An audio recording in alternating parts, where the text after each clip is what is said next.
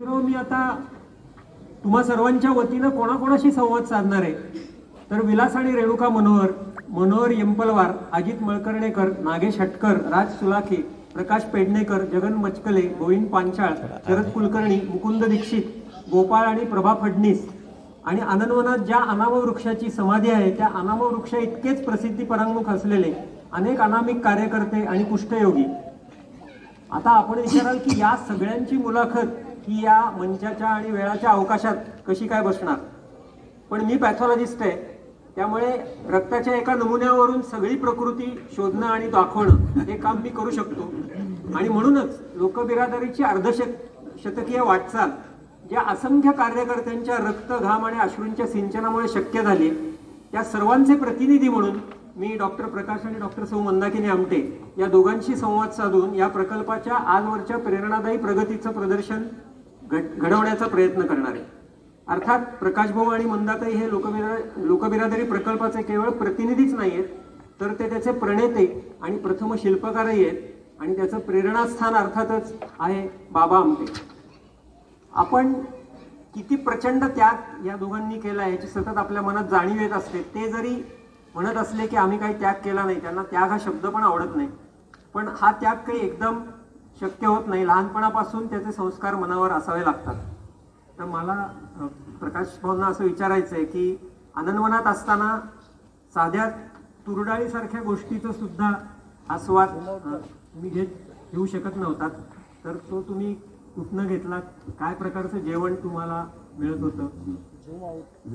बाबांचा पूर्वी इतिहास माहिती असेल तर ते एका जमीनदाराच्या घराण्यातून आनंदवनाचा प्रवास होता, जे त्यांचं बरंचसं इतिहासात लोकांना सर्वांना माहिती आहे. पण स्वेच्छेने गरिबी पत्करणं, गांधीजीची प्रेरणा, 1942चं भारत छोडो आंदोलन, या सगळ्याचा परिपाक होता. आणि 46 साली त्यांनी लग्न केलं. इंदू फुले आणि गमतीने म्हणतो की त्यांना त्यांनी ती जी साथ दिली, तिच्या पुस्तकाचं नावही संविधा आहे, पूर्ण समर्पण होतं. तर त्या काळात पती हा परमेश्वर मानायची प्रथा होती, तेव्हा साधना त्यांनी बाबांना कुठल्याही कार्यात त्यांना अर्थ आणला नाही किंवा विरोध केला नाही. बाबा त्या मानाने भाग्यवान होते.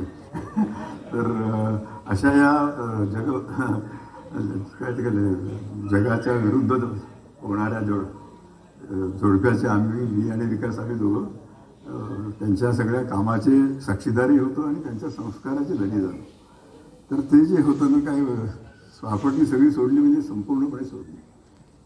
तर मग चरितार्थ कसा चालावा? आनंदवनात 6 कुष्ठरोग्यासाठी त्यांनी 1951 साली सुरू केलं. तर मग त्याच्यात खायला जे काही मिनिमम लागतं ते कुठून आणायचं? कुष्ठरोगी तर भीक मागणारेच होते, समाजाने वाईट टाकलेले लोक. आणि या कुष्ठरोगाचं काम केल्यामुळे कुटुंबातल्या नातेवाईकांनी आणि मित्रांनी बाबांवर थोडंफार त्यांना बहिष्कारच टाकला होता. त्याच सुमारास कोल्हापूरचे कोरगावकर ट्रस्ट, प्रभाकर पंत कोरगावकर एक उद्योगपती होते, सर्वदेव उद्योगपती आणि ते साधे होते. त्यांना जेव्हा हे लक्षात आलं की स्वातंत्र्याच्या संग्रामात अनेकांनी आपलं करिअर सोडून लढ्यात भाग घेतला, स्वातंत्र्य मिळाल्यावर त्यांच्या चरित्राचं कसं चालावं, म्हणून त्यांनी वडिलांच्या नावाने कैलासवादी गोविंदराव कोरगावकर ट्रस्ट स्थापन केला. आणि त्या ट्रस्टमार्फत दर महिन्याला पहिले 150 रुपयाची मनी ऑर्डर यायची पोस्टाने रेग्युलर. हे सगळे कार्यकर्ते, म्हणजे त्यावेळेच्या लोकांना नावं माहीत नसतील, शंकरराव देव, SM जोशी, नागोरी होते, अच्युतराव पटवर्धन, असे त्यावेळेस ज्यांनी याच्यात भाग घेतला होता सगळ्यांच्या घरी ती मनी ऑर्डर पोचायची. तर त्या ह्याच्यामुळे त्यातून बाबांचा हा घरखर्च निघत होता. आणि आम्ही दोघं लहानच होतो, मी थोडे वर्ष 3 आणि 4 असेल आनंदवन जेव्हा स्थापन झालं.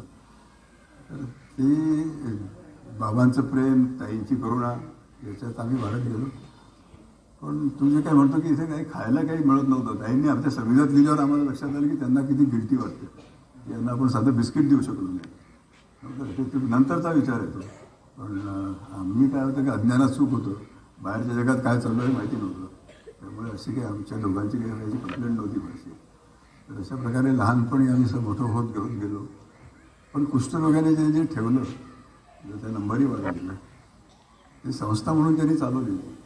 कुटुंब प्रमुख म्हणून ते चालवत गेले आणि शेवटपर्यंत त्या पद्धतीने वागले. मग संस्था चालवायची तर काहीतरी डिसिप्लिन पाहिजे. आपली सार्वजनिक संस्था आहे, लोकांच्या पैशावर दानावर आपण चालतो. तर त्यांनी त्यासाठी गांधीजीच्या आश्रमातून ते बरेच शिकले होते. सार्वजनिक पैशाचा निधीचा वापर कसा केला पाहिजे, अपव्यय झाला नाही पाहिजे. तर असं करत करत संस्थेच्या सगळ्या रुग्णांना किंवा कार्यकर्त्यांना त्यांनी त्याची शिस्त लावली. वेळप्रसंगी ते गैरप्रकार आढळला तर ते तापटपणे त्याचा प्रतिकार करून त्याला शिस्त लागावी आणि बहुतेक सगळं त्यांचं उघड्यावर असायचं. सगळ्या लोकांनी बघावं गैरप्रकाराला काय शिक्षा मिळते, जेणेकरून असा प्रकार परत कोणी घडणार नाही. तर पैशाचा अभाव आहे. कामासाठी ते अर्थात भिकारी होते. तर ते म्हणाले आणि नॉक ऑन गाव आम्ही कामं कशी करणार. तर बाबांची ती इच्छा होती की यांना काहीतरी निर्मितीचा आनंद दिला पाहिजे. आणि आनंदवान त्याच्यासाठी प्रसिद्ध आहे. त्याला इतर व्यवसाय तर आहे पण कलेमध्ये सुद्धा खूप नंतर विकासने अर्थात ते खूप पुढे गेलं. तर तेव्हापासून त्यांनी विचार केला. पण मग लोक येत नव्हते. तर एक ते बाबांचं वाक्य होतं आणि ते त्यांनी नुसतंच बोलून नाही दाखवलं. सगळेजण म्हणतात वर्क फॉर द पीपल, हे चांगलं आहे, नॉर्मल आहे. पण बाबांनी काय म्हटलं की वर्क विथ द पीपल. कुठलंही काम सुरू करायचं आहे, विहीर खोदायची आहे तर सकाळी 6 वाजता बाबा कुदळ पावडे घेऊन तिथे ओझ्या द्यायचे. बाबा आपल्या आधी जातात म्हटल्यावर नॅचरली लाज वाटून सगळे कार्यकर्ते तिथे किंवा कुष्ठरोगी जायचे. तर अशी सवय लावली त्यांनी. म्हणजे तुम्हाला असं आपण काही त्याग करतोय वगैरे असं काही जाणवलं असं कारण बाबांनाच नाही वाटलं. म्हणजे ताई बाबांचं जे संपन्न कुटुंब होतं तर त्यांनाच ते वाटलं नाही. तर आमचं काही पण मंदाताईंची पार्श्वभूमी सिंधी गावातली होती ना. तर तुमच्या घरी काय वातावरण होतं, आई वडील काय करायचे किंवा संस्कार? आमच्या घरी आधी फार मोठं म्हणजे आता घरबीर होतं आमचं. मोठं नागपुरात आजही आहे घर आमचं. त्या घरामध्ये आम्ही एकत्र कुटुंबात राहत होतो. मला फार तर काही आठवत नाही कारण मी फार लहान होते. पण त्यानंतर आमच्या जेव्हा वाटण्या झाल्या तेव्हा आमच्या वाट्याला जी शेती आली ती सिंधी नावाच्या गावाजवळ आली. त्यामुळे आम्ही सिंधीला राहायला गेलो. गाव छोटं होतं ते पण तिथे जुना आमचा वाडा होता. आमच्या आजोबांचा असलेला खूप 100 खोल्यांचा वाडा होता. नुसते माकडं तिथे खेळत असायचे आणि सगळं पाडफोड करायचे. त्यातल्या काही खोल्या आम्ही वापरायसाठी दुरुस्त करून घेतल्या आणि त्या ठिकाणी आम्ही राहायला गेलो. तिथे आमची शेती होती. तर पहिल्यांदा माझे वडील ॲग्रिकल्चर कॉलेजमध्ये लेक्चरर होते. ॲग्रिकल्चर कॉलेजमध्ये लेक्चरर होते पण त्यांनी त्यावेळेला जे गांधी खटला जो झाला तेव्हा ते RSSचे कार्यकर्ते होते, ॲक्टिव्ह कार्यकर्ते असल्यामुळे त्यांना अटक झाली आणि अटक झाल्यावर ते 4 महिने जेलमध्ये गेले. जेलमधनं परत आल्यावर त्यांना ती नोकरी परत मिळाली नाही कारण तुम्ही RSSचे आहात म्हणजे. आणि त्यांनी काही फार प्रयत्न केला असेल मला असं वाटत नाही पण त्यांना ती नोकरी परत काही मिळाली नाही. मग आता काय करायचं म्हणून मग ते शेती करायला आमची शेती ज्या गावाला होती तिथे राहायला गेले. तिथे राहायला गेल्यावर वेळ जात नाही. शेतीमध्ये दिवसभर काही काम नसतं. शेतीनं मजूरच काम करतात, फक्त राखण करायची. तर मग त्यांनी ते BSc ॲग्रिकल्चर होते तर त्यांनी तिथे एक शाळा होती. त्या शाळेमध्ये त्यांनी नोकरी करायला सुरुवात केली फुकट. काही काम नसताना आपण करूया म्हणून. मग एक 2 वर्ष आम्ही त्या ठिकाणी मी 3रीपर्यंत तिथे शिकले. 1ली 2री 3री. आणि त्यानंतर आईचं माझं म्हणणं असं पडलं की इथे मुलांवरती शिक्षणाचे संस्कार चांगले होत नाही. मुलींना आपल्याला शिकवायचं आहे तर आपण नागपूरला जाऊ परत वापस.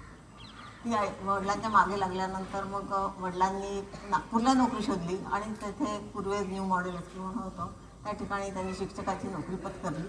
आणि आईने आपलं शिक्षण सुरू केलं कारण आई 4 मुलं होईपर्यंत फक्त मॅट्रिक झालेली होती. तिच्या वडिलांना फ्लुरसी होती. त्या काळात फ्लुरसीला काही TBला काही औषध नव्हतं आणि त्यामुळे ते खूपच लवकर वारले. आणि आपल्यासमोर मुलींचे लग्न व्हावे म्हणून त्यांना 6 मुली होत्या. त्यामुळे त्यांनी पटापट वरच्या मुलींची लग्न उरकली. आपल्यासमोर जितक्या जास्तीत जास्त होतील 18 वर्षाच्या वर झालेल्या सगळ्या मुलींचे लग्न करायचे. आईचा नंबर उतरत होता त्यामुळे तिला शिकायचं असून शिकता आलं नाही. तेव्हा ती मॅट्रिक झालेली असती तेव्हा त्यांचं लग्न करून टाकलं. आणि देशपांड्यांच्या घरामध्ये एवढं शिक्षणाचं वगैरे मुलींनी शिकावं वगैरे असं काही फार हे नव्हतं. मुलं शिकली सगळी, ते सगळे ग्रॅज्युएट वगैरे सगळे कामाचे भरपूर शिकलेले आहेत. पण मुलींना शिकवायचं काही फारसं हे नव्हतं, तयारी नव्हती लोकांची. त्यामुळे सुनांना शिकवायचा तो प्रश्नच येत नव्हता. आईची खूप इच्छा होती पण जेव्हा आम्ही वेगळं झालो तेव्हा सासरचा संबंध संपला. तिने परत शिकायला सुरुवात केली आणि आई माझी MA BEd झाली आणि त्यानंतर तिने शाळेमध्ये शिक्षिका म्हणून BEd कॉलेजला ती आयुष्यभर नोकरी गेली पुढे. आणि त्यामुळे आमचं शिक्षण सोपं झालं. दोघं कमवायला लागल्यामुळे घरचं उत्पन्न वाढलं आणि त्यामुळे आईच्या आग्रहासाठी आम्ही दोन्ही पोरी डॉक्टर झालो, खरं सांगायचं म्हणजे. पण त्या काळात त्यांनी एवढं बंडखोर उशिरा शिक्षण केलं तिने, पण प्रायव्हेट केलं सगळं. आणि त्याला म्हणजे माझ्या मोठी मावशी जी होती तिचे यजमान जे होते ते हेडमास्टर होते अमरावतीच्या शाळेमध्ये, आणि त्यांनी पाहिलं की हे हुशार आहे तर त्यांनी हिला शिकवायचा प्रयत्न केला. आपल्या बायकोने शिकवलं त्यांनी, हिला शिकवायचा प्रयत्न केला, तिला हे केलं की तू शिक. आणि म्हणजे ही हुशार आहे आणि हिला आवड आहे शिक्षणाची हे कळल्यानंतर त्यांनी तिला प्रोत्साहन दिलं. तिने प्रायव्हेटली सगळं शिक्षण केलं. आपल्याला बाबा आणि साधारणतः आमच्या ही मोठी नावं माहिती असतात, पण मोफत एखाद्या शाळेत BSc ॲग्रिकल्चर असलेला माणूस नोकरी करतो सेवा म्हणून, किंवा आई एवढी बंडखोरपणे त्या काळात उशिरा शिक्षण पूर्ण करते जिद्दीने, अशी काहीतरी पार्श्वभूमी. म्हणजे खरं तर हे सगळं आमचे केविलवाणे प्रयत्न आहेत की मंदाताईंना पुढे एवढं सगळं काम कसं जमलं याचं काही जेनेटिक बेसिस शोधण्याचे आमचे केविलवाणे प्रयत्न आहेत. पण कारण खरोखर प्रश्न पडतो. पण कितीही म्हणलं तरी प्रकाश भाऊ किंवा विकास भाऊंना जशी पार्श्वभूमी होती तशी नसून सहज तुम्ही हे सगळं स्वीकारलं ही खरोखर कमालीचीच गोष्ट सगळ्यांना वाटते. तर ते स्वीकारण्यापूर्वी बाबांनी जे भमरागडला पिकनिकला नेलं होतं त्यावेळी कुठल्या कारणाने, म्हणजे सगळ्यांना हे माहिती आहे, सगळ्यांना पुस्तक वाचलेलं आहे, पण कुठल्या कारणाने तुम्ही तयार झालात की मी आता हे आव्हान स्वीकारतो आणि या जंगलात येतो? 70 डिसेंबरची गोष्ट. हां, 70 डिसेंबर. त्याच्या आधी काय विकास आणि मी आम्ही एकाच वर्गात होतो आणि प्रायमरी शाळेत किंवा मिडल स्कूलमध्ये आम्ही जेव्हा शिकत होतो तेव्हा काही कॉम्पिटिशन नव्हती. पुढे काय करायचं याच्याबद्दल आमच्या मनामध्ये काहीच भविष्याची चिंता नव्हती. आमच्या आईला ते वाटायचं की हे कसं योजना काही ध्येय नाही आहे, पुढे जाऊन काय करतील. पण जेव्हा 11वी मॅट्रिक होतं त्यावेळेला आम्ही आलो आणि बाबांचं तोपर्यंत कार्य लोकांपुढे पोहोचलं होतं आणि बरेचसे नावाजलेले लोक आनंदावना सूचित करायला यायचे. आम्ही त्रयस्थ म्हणून लांबून बघायचं. बाबाचं खूप हुशार साहित्यिक, वकील आणि वेगवेगळ्या क्षेत्रामध्ये ते होते आणि मग त्यांच्या चर्चा ऐकण्यात आम्हाला मजा वाटायची. आणि हे सगळं करता करता आम्हाला लक्षात आलं की जर आपण जर बाबांचं काम पुढे नेलं आणि शक्य झालं तर मेडिकल कॉलेजमध्ये जाऊन वैद्यकीय शिक्षण घेऊन केलं तर जास्त आपण वैज्ञानिकरित्या करू शकतो. असं 11वीच्या सुमारास आमचा दोघांचा निर्णय झाला. योगायोगाने बाबांनी त्याच वर्षी कॉलेज काढलं. त्या कॉलेजचे आम्ही पहिले विद्यार्थी होतो. ते सुद्धा एक विशेष होतं की कुष्ठरोग्यांनी हेल्दी मुलांसाठी कॉलेज काढलं 64ला. बाबांचं असं ते पोएटिकच होते. त्याचं त्यांनी म्हटलं होतं की आपण लोकांच्या याच्या दयेवर आपण जगतोय किंवा देणगीवर जगतोय तर आपण त्यांच्या त्यांना काहीतरी परत केलं पाहिजे असं. तर या भावनेने कॉलेज सुरू केलं आणि तिथून आम्ही दोघं विद्यार्थी BSc पार्ट म्हणजे त्यावेळेला इंटर सायन्स म्हणायचे आणि त्यानंतर मेडिकल किंवा इंजिनिअरिंगला प्रवेश मिळायचा. योगायोगाने इंटर सायन्स झाल्यावर नागपूरला एक मेडिकल कॉलेज होतं पूर्ण विदर्भासाठी आणि एवढी काही कॉम्पिटिशन नसावी किंवा आम्ही काही तसे ॲव्हरेज होतो खरं म्हणजे. पण डायरेक्ट वॉक इन प्रवेश मिळाला. तो प्रवेश मिळाल्यानंतर की 15 डिसेंबरला परीक्षा संपायची आणि 1 जानेवारीला निकाल आणि इंटर्नशिप. तर मग मध्ये काय करायचं, चला आपण एक पिकनिक करूया. एक बाबांकडे 4 व्हीलची पिकअप व्हॅन होती. त्याच्यामध्ये त्यांनी आम्हाला सगळ्यांना असं लिटरली पोहलं. म्हणजे बरेच ते कार्यकर्ते 2-4 बोलत होतेच. दीनानाथ मनोहर पण त्यावेळेला होते आणि सोमनाथला काम करायचं. मधुबाई पंडित. एका लहानशा जीपमध्ये आम्ही जर 15-1 जण गाद्या, आंघोळणं आणि शिदं पाणी आणि तिथून निघालो. चला म्हणजे भामरागडला जाऊया, फार चांगलं जंगल आहे तिथे, त्रिवेणी संगम आहे. जोपर्यंत भामरागड हे नाव ऐकायचं काही कारण नाही, कोणालाच माहिती नव्हतं. पण बाबाला का माहिती असावे नंतर आम्ही विचार केला की ते तरुणपणी शिकारीचा जेव्हा शौक होता तेव्हा इथे येऊन गेले असावे. एनिवे पण त्यांच्या डोक्यात ते आदिवासींचं जीवनाचं ते सबकॉन्शियस माइंडमध्ये असावं ते. पण तिथून निघून आम्ही इथे पोहोचेपर्यंत आम्हाला 3रा दिवस उजाडला. रस्तेच नव्हते कारण सगळ्या नदी नाल्यातून पत्रातून जायचं. 4 व्हीलची गाडी होती. अंधार पडला की तिथे शेकोटी पेटवायची मुक्काम करायला. थंडी खूप होती डिसेंबर हाच महिना. पण त्यावेळेला घनदाट जंगल आणि त्याचा निसर्गाचा इतका बॅलन्स बिघडला नव्हता त्यामुळे थंडी भरपूर होती. तर इथे मग भामरागडला आम्हाला तरी नेलं तर त्रिवेणी संगम दाखवलं. तर ते दृश्य त्यावेळेचं म्हणजे इतकं सुंदर होतं. सूर्य किरण पोचणं कठीण होतं. थंडी असल्यामुळे मोठी शेकोटी पेटवली आणि रात्री मल्टीस्टार होतं. म्हणजे सगळ्या चांदण्या दिसायच्या स्वच्छ वातावरणामध्ये शेकोटीच्या त्या उभेमध्ये आम्ही रात्र काढली. आता बाळवणा इतक्या लांब आपण आलोच आहे, तर आता हा एरिया बघूया आजूबाजूला. आम्हाला तेव्हा माहिती नव्हतं की सर माडिया समाज किंवा आदिवासी इथे राहतात. ते पहिल्या गावात घेऊन गेले. गाडीचा आवाज, धुळीचे रस्ते, गुरं उधळली. त्या आदिवासींकडे गोधन असतं. त्यांनी असे आवाज आणि धूळ बघून ते सगळे जंगलात पडून गेले. आणि मग गावाच्या जवळ गाडी आली तेव्हा काही जण शेकोटी शिकत होते, थंडी होती, काही जण आत होते. पण आवाज ऐकून सगळे बाहेर आले आणि असे प्रचंड भेदरलेले चेहरे होते ते. आम्हाला ते लक्षात नाही आले इतके का घाबरले सारे, काय कारण असावं. थोडंसं जवळ जाऊन कोणाशी समजा संपर्क करूया. जसं जवळ येत गेलो आम्ही तसे सगळेच्या सगळे जंगलात पळून गेलो. म्हणजे जसे गुरं घाबरून पळून गेली तशी जसं माणसं पण पळून गेली. किंवा आपण जसं तुलना केली तर वन्य प्राणी जसे माणसाला घाबरून पळून जातात. तर हे जरा विचित्र वाटलं आम्हाला की इथे काही व्यंग नाही, इथे आम्ही त्यांच्यावर काही अन्याय केला नाही किंवा आम्ही असे खूप भयानक दिसणारे नव्हतो. का भीती वाटावी. दुसऱ्या गावात गेलो, तिसऱ्या गावात गेलो, कुठेच आपली कोणाशी संपर्क करून थांबलेच नाही. कारण 2 कारणात कदाचित त्यावेळेला आम्हाला असं सबकॉन्शियस मध्ये असं वाटलं की एक तर ते खूप उशीर होते दिसून कळायचं लांबून. दुसरं तरी एक मोठा फरक त्यांच्या आणि आमच्यामध्ये की एवढी थंडी, टेम्परेचर 7-8 डिग्री असेल. आमच्या अंगावर नुसतेच कपडे नाही, त्याच्यावरती स्वेटर आणि शाल. आणि ते मोठ्या माणसाला फक्त लंगोटी सुद्धा असते. बँडेजचं कापड असतं ना झाकण्यापुरतं ते. आणि सर्व मुलं, लहान मुलं, त्यांच्या अंगावर वस्त्र नाही, दिगंबर. एक ते कारण असेल त्यांना लज्जा रक्षण कदाचित त्यांना वाटलं असेल की आपल्याला. आणि दुसरं एक कसं म्हणजे कारण असेल की सो कॉल्ड जे काही कपडेवाले माणसं असतील या जंगलामध्ये वेगवेगळ्या निमित्ताने आले असतील, शिकारीसाठी आले, कॉन्ट्रॅक्टर्स आहेत, तर त्यांनी त्यांना शोषण केलं असणार, अन्याय केला असेल त्यांच्यावर. तेव्हा त्यांनी असं ठरवलं की यांच्यापासून दूर जावं. अशी साधारण 2 कारणं आम्हाला लक्षात आली. आणि मग संध्याकाळी आलो आम्ही शेकोटीपाशी बसलो आणि असं काही कोणी बोलत नव्हतं. म्हणजे जे काही दृश्य दिवसभरात बघितलं पुस्तकात वाचून आपल्याला कल्पना नाही आहे. एकच ओळ असते, कंदमुळे आणि शिकार करून आदिवासी जीवन आपले करतात. ते प्रत्यक्षात जे बघितलं म्हणजे त्यावेळेला मी 22 वर्षात नव्हतं बघितलं, पण 22 वर्षात आम्ही कुष्ठरोगाचं दुःख बघितलं होतं. ते खूप मोठं होतं. कधी जवळच्या नातेवाईकांनी कुष्ठरोग झाल्यावर नाईलाजाने का असेल पण त्यांना गावाच्या बाहेर हाकलून देत असेल. एकेकाचं दुःख म्हणजे मुलांनी आईला, नवऱ्याने बायकोला टाकलेल्या आनंदाला आम्ही सगळे बघितले. इथे असं काही नसताना एवढी भीती का असेल आम्ही सगळेजण विचार करत होतो. ही विकास, ताई, आमचे कार्यकर्ते. तर बाबांनी हा क्षण पकडला. सगळ्यांच्या याच्यावर डोक्यावर परिणाम झाला आहे. तर ते लाऊड थिंकिंग आपण म्हणतो, स्वतःशी बोलणं. माझी जी इच्छा आहे म्हणाली की आता तुम्ही दोघे MBBS होणार, निकाल लागायचा तर हे जे आपण आपले भाऊबंद बघितले तर यांच्यासाठी, आणि तुम्ही दोघांनी आनंदात काम करायला निर्णय घेतला आहे, तर याच्यासाठी मी काही डॉक्टर नाही, मी तर काही दवाखाना काढणार नाही, पण यांना शेती शिकवू शकेल, यांना व्यवसाय शिक्षण देईल, त्यांच्यासाठी भाजीपाला कसा लावायचा हे तुम्ही करू शकेल. आणि थोडंसं त्यांना मुख्य प्रवाहात आणण्याचा प्रयत्न मला करता येईल. अन्न वस्त्र नाही, निवाराचा काही प्रश्न नव्हता.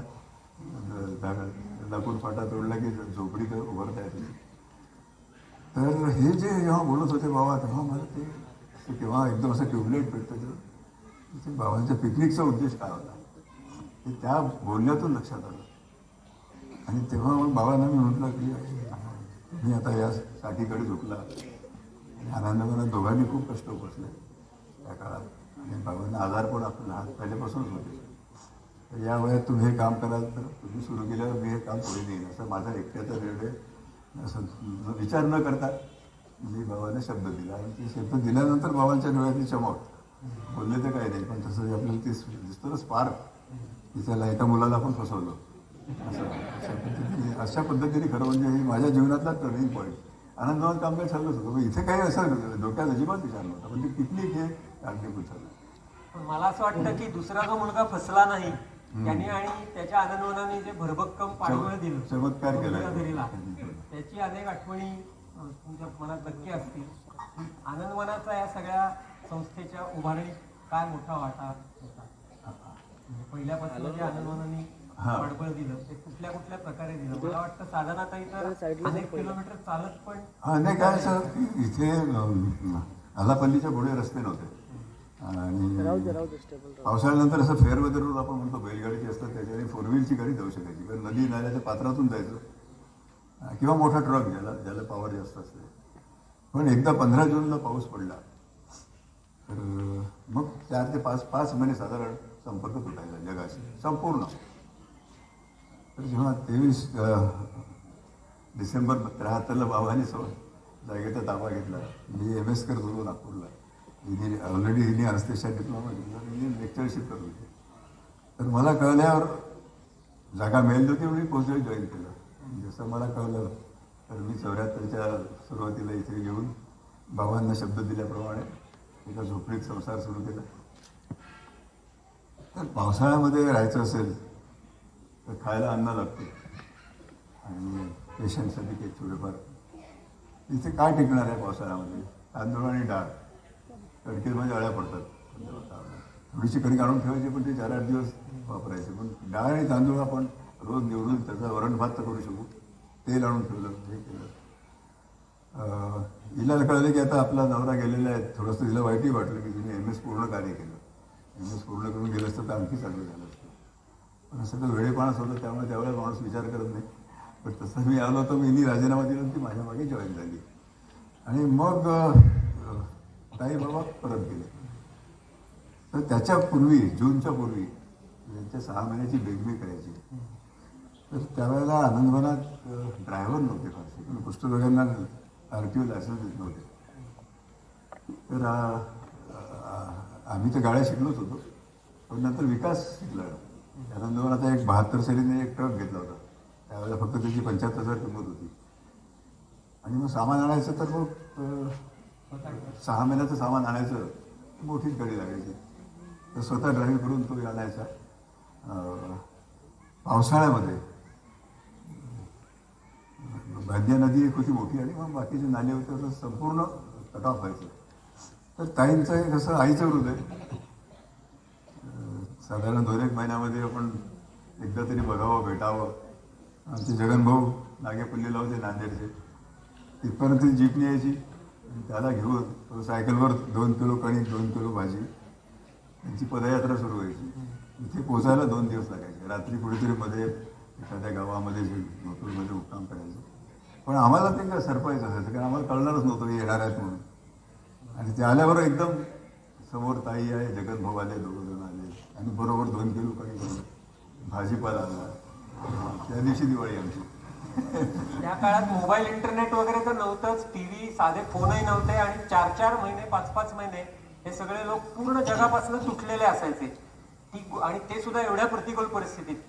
अशा वेळी आपल्या मुलासाठी म्हणून त्या मातोश्री पायी चालत कित्येक किलोमीटर त्यांच्या वयात येऊन त्यांना भेटायची. हे सगळं अद्भुत असं त्यांना पाठबळ मिळालं. मी या पाठबळाच्या आठवणीने थोडा पुढे आलो. पण मधली 3 वर्ष अशी गेली की जमीन मिळाली नव्हती. 70 साली बाबांनी प्रकल्प सुरू करायचं ठरवलं. प्रकाश भाऊंनी शपथ घेतली की मी या प्रकल्पावर येणार आणि जमिनीसाठी वसंतराव नाईक सरकारकडे मला वाटतं अर्ज केला. तर ही जी लाल फितीत जमीन अडकली त्याचं श्रेय त्याला तुमच्या प्रेमविवाहाचं श्रेय देता. म्हणजे यांची जी रेशीमगाठ आहे ती रेशीमगाठ लाल फितीच्या मार्गातून गेली. ती कशी गेली आता आपण ऐकू त्यांच्याकडून. आम्ही परत गेलो आनंदवनात आणि निकाल लागले. दोघंही पास झालो आम्ही. 1 जानेवारीला इंटर्नशिप सुरू झाली. जाण्यापूर्वी बाबा म्हणाले की तू आता तिथे काम करायचा निर्णय घेतला तर सरकारला अर्ज कर. अर्जाबरोबर बरेच कागदपत्र लागतात. आपले देशमुख साहेब आहे इथे ब्युरोक्रेसीमध्ये तुम्हाला 7-12पासून तर सगळ्या काय योजना असतात वगैरे सगळं. तर जसा झाडझूड अर्ज आपण शासनाला मंत्रालयात पाठवला की या भागात आदिवासींसाठी आपल्याला एक प्रकल्प सुरू करायचा आहे. दवाखाना राहील, शाळा आहे, शेती सुधारणा जे काही अशी योजना करून ते पाठवलं तर त्याचं पोहोचच आली नाही. आणि त्याची पोहोच आली नाही म्हणजे आपल्याकडे कागदपत्र कुठे गेली याचा पत्ता नाही लागला. मग आमचं वर्ष निघून गेलं. इंटर्नशिप संपली. मग आता काय करायचं जागा नाही मिळाली. आता काय वेळ घालवायचा म्हणून मग पोस्ट ग्रॅज्युएट जॉईन करू. तर पोस्ट ग्रॅज्युएट जॉईन करायला आमचं गव्हर्नमेंट मेडिकल कॉलेजमध्ये आम्हाला जर पोस्ट राहिली असते तर कदाचित आमचा विवाह नसता झाला. पण त्यावेळेला पोस्ट ग्रॅज्युएट करण्याची तारीख निघून गेली होती, जी अर्ज करायची तारीख असते. आणि मग सेवाग्रामला सुशीलाने नवीन मेडिकल कॉलेज काढलं होतं, तिथे जागा खाली होत्या. मग तिथे मी आणि विकास आणि दोघंही, मी सर्जरीमध्ये, विकास मेडिसिनमध्ये, तिथे हाऊस जॉबला गेलो. त्या ठिकाणी मंदाकिनी देशपांडे, म्हणजे ही जी माझ्यापेक्षा 1 वर्षांनी सिनियर होती, 65 बॅच तिची, तर तिला मेडिकल कॉलेजमध्ये अनस्थेशियासाठी जॉब्स मिळाले. म्हणजे तो एक योग आहे, ते कमी पोस्ट होते म्हणजे, त्यामुळे तिला जॉब मिळाले. तिने सुद्धा मग सेवाग्रामला अर्ज केला आणि तिला अनस्थेशियात मिळाला. तर 72 साली जानेवारीमध्ये आमची हाऊस जॉब सुरू झाले. पहिल्या पेशंटवर काम करताना आमची ओळख झाली. मी सर्जरीचं त्या लेक्चरशिप त्याच्या हाताखाली काम करायचं आणि अनस्थेशिया. आणि मग तिथे कमी मुलं असायचे, नवीन कॉलेज होतं, तर समूह आमची मैत्री झाली. म्हणजे 5 वर्षामध्ये आम्ही एका कॉलेजमध्ये असून आम्ही एकमेकाचं नाव ऐकलं नव्हतं, हे विशेष होतं. पण मग ओळख झाली, फिरायला लागलो आम्ही, हळूहळू चर्चा व्हायला लागली. अॅनेस्थेटिस्टनी सर्जनला भूल टाकली. आता बऱ्याच जणांना आमच्या प्रेमविवाहाच्या कहाणीत इंटरेस्ट असतो, पण त्याच्यामध्ये असं काही सांगण्यासाठी विशेष काही नाही. त्यावेळेला असं फारसं काही बोलून काय सगळं समजून हे नव्हतं, म्हणजे असं एक्सप्रेस करून. तर गुलाबाचं फुल किंवा पण गांधीजीच्या पवित्र भूमीत आम्ही दोघं अफेअर करतोय अशी चर्चा सुरू होती. सेवाग्रामला होतं ते. तर हे मग कसं 3-1 महिने झाले होते साधारण, आणि बरंच प्रकरण पुढे गेलं होतं. सारखंच फिरत होतो, म्हणजे काम संपलं की चालले. ते विकासने ते बाबांपर्यंत बातमी पोचवली की बाबांचं तोपर्यंत नाव झालं होतं, त्याला पद्मश्री मिळालं होतं. आणि असं विदर्भामध्ये तुम्हाला काही कल्पना, विदर्भाच्या लोकांना कल्पना असेल, फारच कन्झर्वेटिव्ह लोक, मुलगा मुलीशी बोलला म्हणजे काहीतरी अफेअर आहे असं.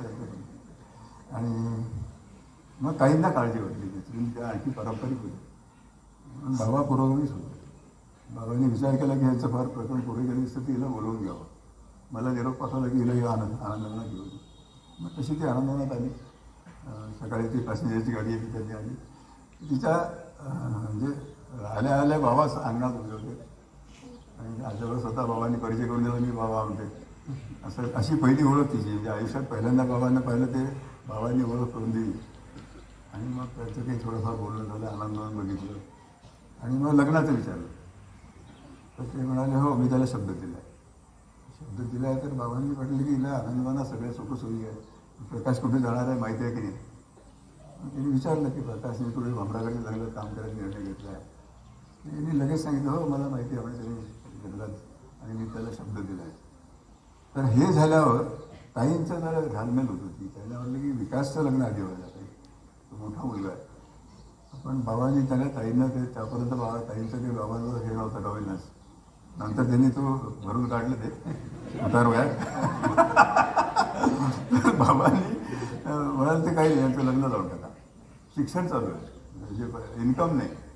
पण म्हणे यांचं लग्न लावून टाका. की यांचं लग्न का लावायचं. विकास म्हणजे त्यांनी विचार केला असेल, सांगितलं नाही असं. विकासचं लग्न व्हायला उशीर झाला तर ही आपला निर्णय बदलला असता. त्यामुळे 72 साली शिक्षण चालू असताना आमचं लग्न लावून दिलं. पण मंदाताईंना माहिती होतं तेव्हा आपल्या पुढे काय वाढून ठेवलंय कुठल्या तरीचं आयुष्य. नाही, त्यांनी सांगितलं मला की आपण कुठेतरी जंगलात काम करायचं असं मी ठरवलंय, तुझी तयारी आहे का. त्या काळात काय असतं की आपल्याला वाटतं की आपण काय जंगलात राहायचं म्हणजे छान रिसॉर्ट वगैरे असतं. आम्ही एकदा चिखलदऱ्याला वगैरे गेले होते माझ्या काकांबरोबर वगैरे, आणि ते सगळं बघितलं, ते सगळ्या छान सोयी होत्या. आणि छान जंगल, मस्त राहायला हे क्वार्टर्स होते आणि छान सगळी सोय होती. मला वाटतं ठीक आहे आपण जाऊ, तर तिथे असं सगळं असेल आपण तिथे राहता येईल.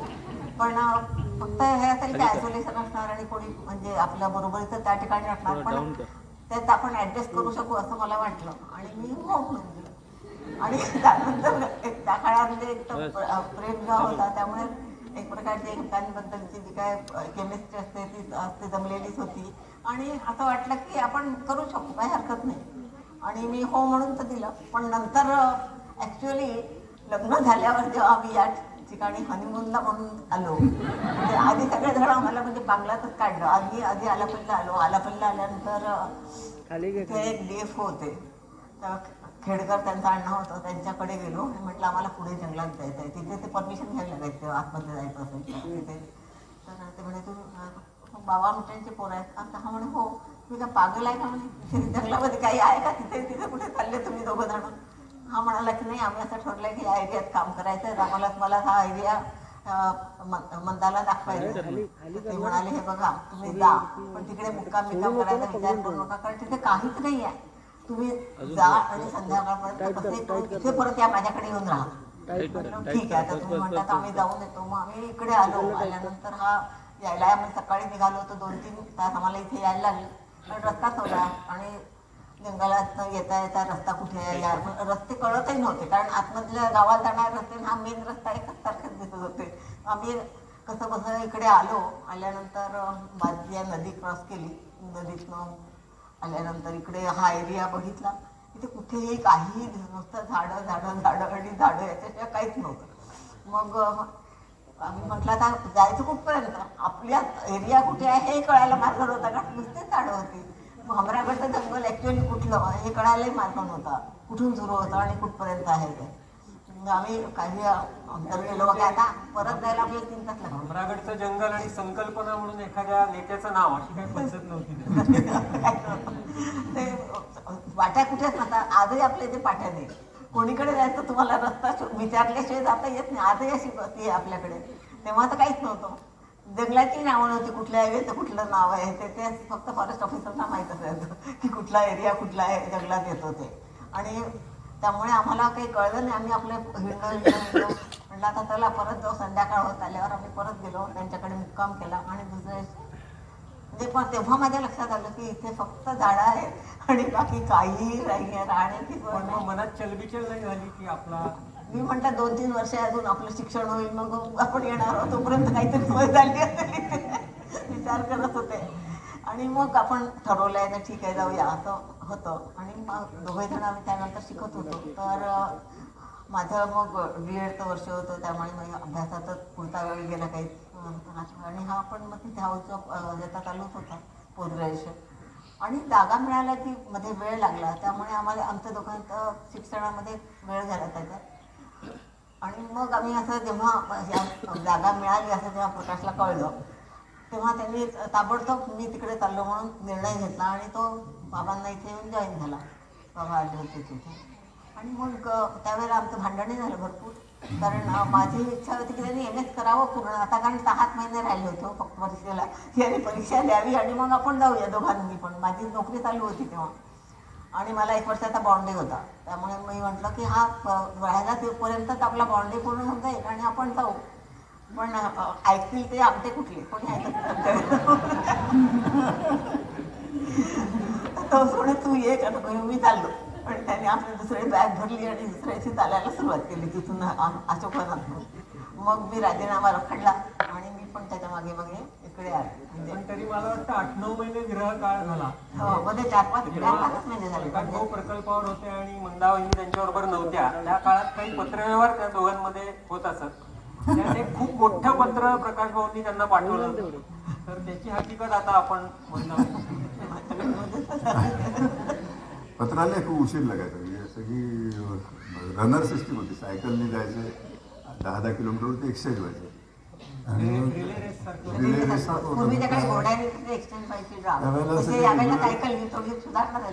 तेव्हा कोणी त्याच्यावर इन्स्पेक्शन करायला कोणी नव्हतं आणि कोणाला इथे पत्र येत नव्हते. त्यामुळे कधीतरी ते दारूच्या व्यसनामध्ये काही पडून राहायचे तर पत्र पुढे जात नव्हते.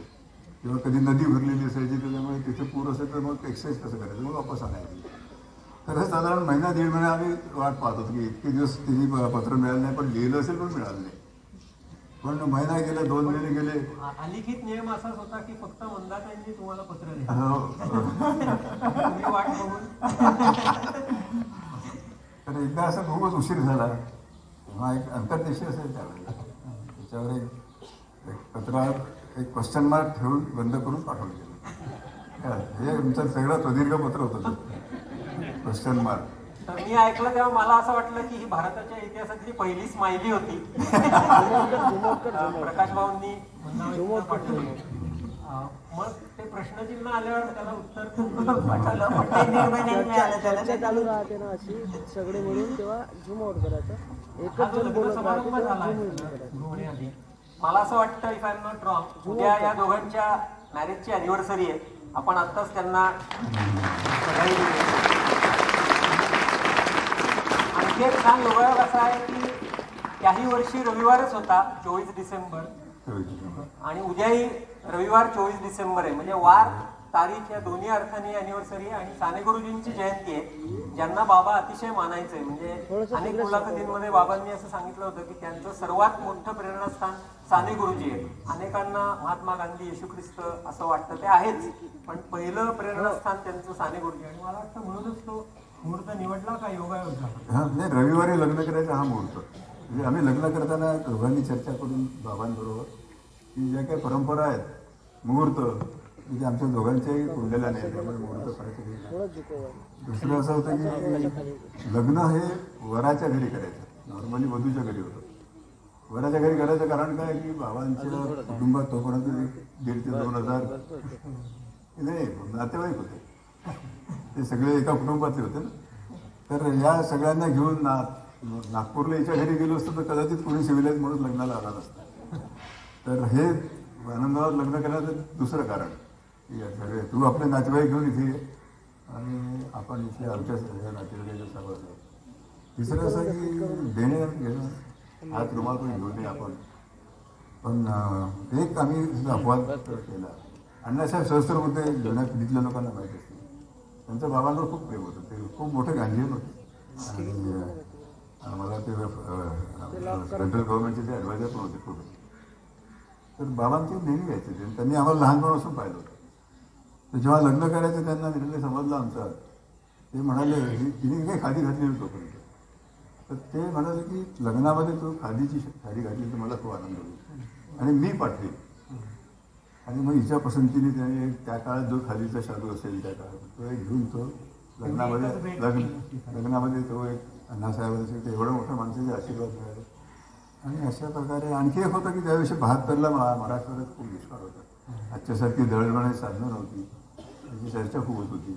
आणि म्हटलं मग आपण इतकं सगळ्या लोकांना उपाशी असताना आपण इथे लाडू कसे करायचे, साधं करूया म्हणून आपलं मसाले भात करून आपण लग्नाची सांगता केली.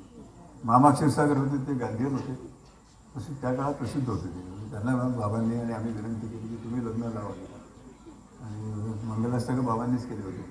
सुंदर एक अशी कविता केली त्यावेळेला ती म्हणजे ऐकण्यासारखी आहे कविता.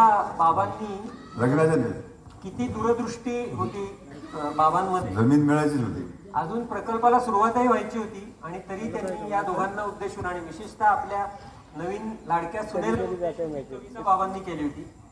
समर्पणाच्या परिसावरती जीवन घे घासुनी, प्रेम हे उजळे त्यागातुनी, रविकांती आणि चंद्रप्रभेच्या विभोर त्या संगमी, निगती हे भविष्य उधळतवनी, अंतरीच्या ह्या स्नेहस्पंदनी वाहते प्रकाश मंदाकिनी, निगती हे भविष्य उधळतवनी. अशी कविता बाबांनी लग्नात अर्पण केली आहे. तर अगदीच मिनिमम जे काही पाहिजे होतं सप्तपदी केल्याशिवाय त्याला ती मान्यता मिळत होती, तेवढी सप्तपदी केली. त्याचा पण त्यांनी मराठीत अर्थ सांगितला. आणि आमचे जसे आज ठक सरांनी एवढी सुंदर रांगोळी काढली, तेव्हा आमच्या लग्नामध्ये सगळ्या भाज्यांच्या रांगोळ्या होत्या. सुंदर रांगोळ्या केल्या, नैसर्गिक होता. मांडूसुद्धा असा झाडांचा पानांचाच होता आणि मागे फक्त बाबासाहेब आंबेडकरांचा फोटो होता. एवढ्यासाठी आम्ही म्हटलं होतं की पुढच्या लोकांना मेसेज जावा की आयुष्य आपलं कसं जाणार आहे. दिनगरी त्यांच्या सेवेसाठी फारसं माझं वाचन नाही, गांधी पण नव्हतं, आंबेडकर होतं, पण मेसेज जावा. बाकी बाबाला गांधीजीला म्हणायचे पण फोटो बाबासाहेब आंबेडकर. अशा पद्धतीने आमच्या लग्नाची 15 मिनिटामध्ये सांगत आली. आणि प्रचंड मोठ्या अशा एका कार्याला सुरुवात झाली. तर ते जे कार्य सुरू झालं त्याला माडियांचा प्रतिसाद सुरुवातीला मिळत नव्हता. याच्या अनेक सत्य कहाण्या सगळ्या लोकांना माहिती आहेत. पण ज्या 1-2 केसेसमुळे विश्वास मिळाला त्याची प्रातिनिधिक हकीकत तुम्ही सांगितली. विशेषतः जो बेशुद्ध पडलेला पेशंट तुमचाच पीआरओ म्हणून परत भाषा नव्हती येत, त्यांच्या मनामध्ये विश्वास होता. डॉक्टर माहिती नाही, दवाखाना माहिती नाही. तरी इतका विश्वास असेल अशी आम्हाला अशी कल्पना नव्हती. त्याच्यामुळे आमचे त्या काळाचे कार्यकर्ते होते, जसे नागेश शटकर, अजित, नावं घेतलेली सगळे. मग विलास मनोहर, गोपाळ, दादा पंचाळ. तर वेळ कसा घालवायचा, जंगलात जायचं, गावात फिरायचं, त्यावेळेला चुलीवर स्वयंपाक व्हायचा. मग वाळलेली लाकडं आणायची, त्या आमच्या जो कुगीने तयार केला होता बनलेली, त्याच्यासाठी दिवसभर बिझी ठेवायचं. झोपड्या असेल, झोपड्याला गवत लागते वरती करायला, मग ते घेऊन यायचं. आणि मग इथे जे काही त्या काळात थोडेसेच गव्हर्नमेंट सर्वंट काम करायचे, म्हणजे फॉरेस्टचा गार्ड असतो, तलाठी आहे, कॉन्ट्रॅक्टर असं की ज्यांना पनिशमेंट पौष्टिक असतं. तिथे झाले की त्यांच्या पुन्हा बदली होत नव्हती. त्यांना हळूहळू कळलं की इथे 2 डॉक्टर आले आणि त्यांनी इथे एका घराकडे दवाखाना सुरू केला. आणि ते सिंगल राहायचे, कारण त्यांच्या फॅमिलीसाठी इथे काही सोय नसल्यामुळे ते 2 घरं होते.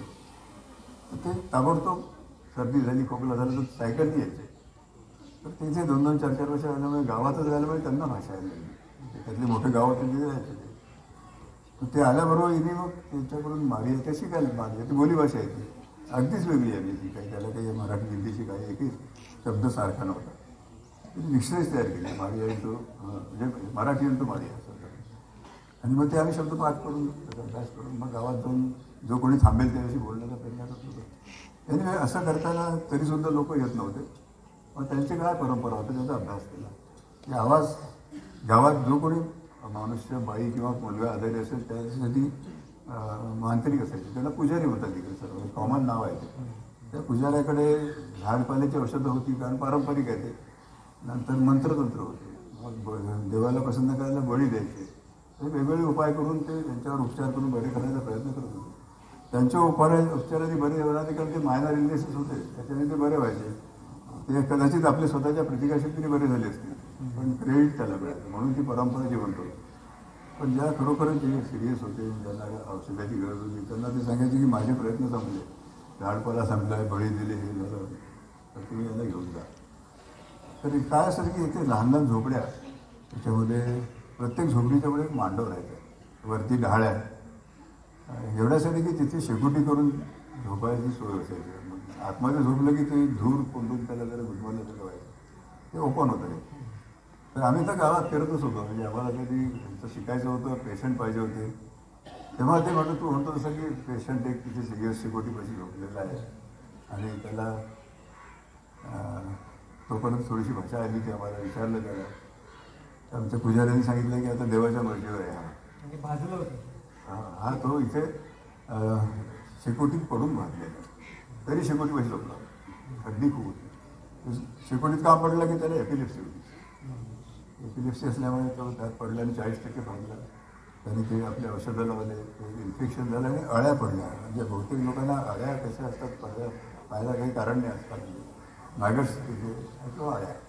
ती माशीचं जी लाईफ सायकल आहे, हिरवी माशी असते ती पैतावर बसते, ती अंडे देते आणि ते अंड्याचं लार्वा होऊन ते मासावाच्या रक्तावर ते त्याचं ते उदरनिर्वाह करून मोठा होतं आणि मग परत त्याला माशी, पण तोपर्यंत त्याला चावत असतात. ते बाहेरही येत नाही, आणू शकत नाही, त्या सगळं त्याच्या म्हणजे बघवत नाही ते आपल्याला, नुसती जसं वळवळ दिसते म्हणतात. तर ते बघितल्यावर याने आम्ही त्यांच्या आईवडिलांना म्हटलं की आता याला वापस केलेलं आहे, तर तुम्ही आमच्याकडे का नाही आला. मग त्याला उचलून त्यांनी आणलं आपल्याकडे. आम्हाला खूप आनंद झाला की पेशंट आला आहे. फॉर्सेपने अळा काढायचा प्रयत्न केला, दिलगिरी तेल आणि रिपेलंट आहे त्याला, आणखी थोड्याशा बाहेर आल्या. पेनिसिलिन आम्ही तेव्हा सुरू केलं. या आयुष्यात पहिल्यांदा त्याला पेनिसिलिनचं इंजेक्शन त्यांनी घेतलं होतं या एरियात, आणि ते खूपच इफेक्टिव्ह आहे. ड्रेसिंग केलं आणि एपिलेप्सीसाठी त्या गार्डिनाच्या गोळ्या, त्यावेळेला एकच होतं तो ड्रग, आणि झोपेच्या गोळ्या. तर त्याचं बघता बघता त्याची जखमा स्वच्छ होत गेल्या. म्हणजे मला त्याचं आमचं ते असं समाधान आम्हाला वाटतं की जिथे हिरवी पिवळी जी जखम असते, वास येतो आहे, आणि आपण ड्रेसिंग करून तेवढा तो एक पस काढला आणि दुसऱ्या दिवशी बघितलं ते थोडी लाल झाली, आणि तसे चौथ्या दिवशी स्वच्छ अशी सुंदर लाल रंगाचं त्याला ग्रॅन्युलेशन ज्याला म्हणतो आपण, आणि मग ते फायब्रोसिस कव्हर होतं. तर ही एक प्रोसेस खूप आनंद देणारी आहे की आपल्या प्रयत्नामुळे त्याच्या चेहऱ्यावरचं दुःख कसं कमी होत गेलं आणि नातेवाईकाच्या चेहऱ्यावर आनंद फुलला, हास्य फुललं. तर हे खूप समाधान देणार होतं. तेव्हापासून असं आम्हाला वाटलं की आपलं तेवढं आपला उपयोग यांना होतो आहे, आपल्या स्किलचा उपयोग होतो आहे. आणि मग तो मुलगाच होता. काही वडिलांना म्हटलं ते याचा मरणार होता, पण आता बरा झाला आहे, तर याला आमच्या घरी ठेवा. तर आपल्या घरी आपल्या कुटुंबातच एक झालं. त्याच्यापासून उरलेली भाषा शिकलो. हां, म्हणजे त्याच्यामध्ये शब्दसंग्रह वाढवण्यासाठी ते आम्हाला कामाला आलं. आणि मग ते दुसरं खूप एक उदाहरण सिंबॉलिक आहे, चित्रपटातून लोकांनी पाहिलं असेल. म्हणजे बातमी कळली लोकांना की इथे आता अल्टरनेटिव्ह आहे, पर्याय मिळाला आपल्याला. तर तो लांबून आणला, कारण 25-30 किलोमीटर गावातून बेशुद्ध होता. त्यामुळे त्याला तर ते नसतं काही केलं तर तो मेला असता. पण इथे आदिवासींमध्ये अशी प्रथा आहे की एकमेकाला मदत करणे. फ्लॅटमध्ये म्हणजे मला ते रिअल उदाहरण आहे की ललिता पवार गेल्या तर तिसऱ्या दिवशी कळलं पुण्यामध्ये, त्यांचं तसं झालं. तर इथे काय होतं की कोणी आजारी पडला किंवा काही मदत लागली कोणाला तर तरुण पोरं मदतीला करतात. आदिवासी संस्कृतीचा एक भाग आहे, तेव्हा आम्हाला माहीत नव्हतं. पण ते 8-10 तरुण पोरं खांदा बदलत त्याला 30 किलोमीटर आणलं इथे. तर ती अशी वरात 2-3 गावातून आली. त्या गावच्या लोकांनी कळलं कुठे घेऊन चालला पेशंटला, हे बरं कशाला झाडाखाली दवाखाना आपलं. तर खूप आनंद झाला आम्हाला. पण बाकीचे पण चालले गेले सगळे, त्याला आणून ठेवले. मी विलास आहे, गोपाळ ते त्यावेळेला जेवते पंचाळ वगैरे सगळे जाऊन विचार करत होतो की हा बेशुद्ध पडायचे कारण काय असेल. इन्व्हेस्टिगेशन काहीच नव्हतं. पुस्तकं वाचली आम्ही, एक दिवशी वादविवाद केला, हे असावं ते असावं असं करून शेवटी आम्ही ते मेंदूचा मलेरिया असं दोघांनी मिळून ठरवलं. आणि त्याप्रमाणे आपण त्याला क्विनिन आणि ग्लुकोज सुरू केलं. आणि राहून आमच्यापैकी कोणीतरी तिथे राहायचा. तिसऱ्या दिवशी त्यांनी डोळे उघडले. ते जो आनंद की आपलं डायग्नोसिस बरोबर होतं, म्हणजे लाईन ऑफ ट्रीटमेंट बरोबर. आणि 5व्या दिवशी थोडंसं आमचं दुर्लक्ष झालं. तो चांगला सिद्धीवर आला होता. आपली खाट अशी खांद्यावर घेऊन चालत गेला. तर हे जे आहे जाहिरातीचं हे सगळ्यात मोठं माध्यम होतं की जो माणूस आडवा आला जाताना उभा गेला. मग ते असं माउथ टू माउथ पब्लिसिटी चारही बाजूने. म्हणजे मग नंतर 2 वर्षांनी आपल्याकडे जवळजवळ 1000 गावाचे इतका मोठा एरिया आहे. छोटे छोटे खेडे आहेत, 300-400 लोक असतील असतील. पण चालत आहे, ज्याला चालत शक्य आहे त्याला पाठवलं आहे. तर हे जे माडियांचं एकमेकांना मदत करण्याचं उदाहरण आहे, तशीच त्यांची प्रचंड सहनशीलता आणि अजिबात डॉक्टरांवर राग न करणं, याची 2 उदाहरणं तुमच्या बाबतीत घडली. एक म्हणजे तो इरपा जो अबुजमाड भागातला होता, त्याला अस्वलांनी पाडला होता. त्याच्या सहनशीलतेचं अद्भुत दर्शन घडलं. आणि त्या उदाहरणावरनं तुम्हाला कॅटरॅक्ट सर्जरीची गरज मला वाटतं जाणवली. तर तो इरपा जेव्हा आला तेव्हा काय अवस्थेत होता? इथून ते म्हणजे अबुजमाड म्हटलं होतं, कुवाकाडी नावाचं गाव आहे. तर तिथे तो जंगलात गेला असेल, त्याला ते अस्वलीने हल्ला केला तर त्याचे दोन्ही डोळे फोडले. बऱ्याच लोकांचा गैरसमज आहे की अस्वल पंजानी फाडतात. आपल्याकडे असं कोणी जवळून कोणी बघत नाही कधी. तर ती 2 पायावर उभी राहते, आपल्या लेवलला येते आणि आपण एक झापड मारतो, असं एक झापड मारते, तो माणूस आडवा होतो. आणि पुढचा हल्ला ती तोंडाने म्हणजे दाताने किंवा कॅनाईस असतात ते बाईट करते. या माणसाच्या डोळ्यात 2 दात गेलेले. दुसरे वरचे 2 दात त्याचे जे होते त्यांनी ते स्काल्प उचललं आणि मागे टोपी काढतो आपण तसं हां कातडी अशी मागे गेली. आणि मग तो आरडाओरडा केला असेल, गावचे लोक आले, ती अस्वल पळून गेली. त्याला खाटोळ टाकून घरी आणलं आणि तिथून आता माहिती झालं तोपर्यंत हेमंत दवाखाना ते अर्धा जणच खांदा बदलत पण इथे 48 तासांनी आला.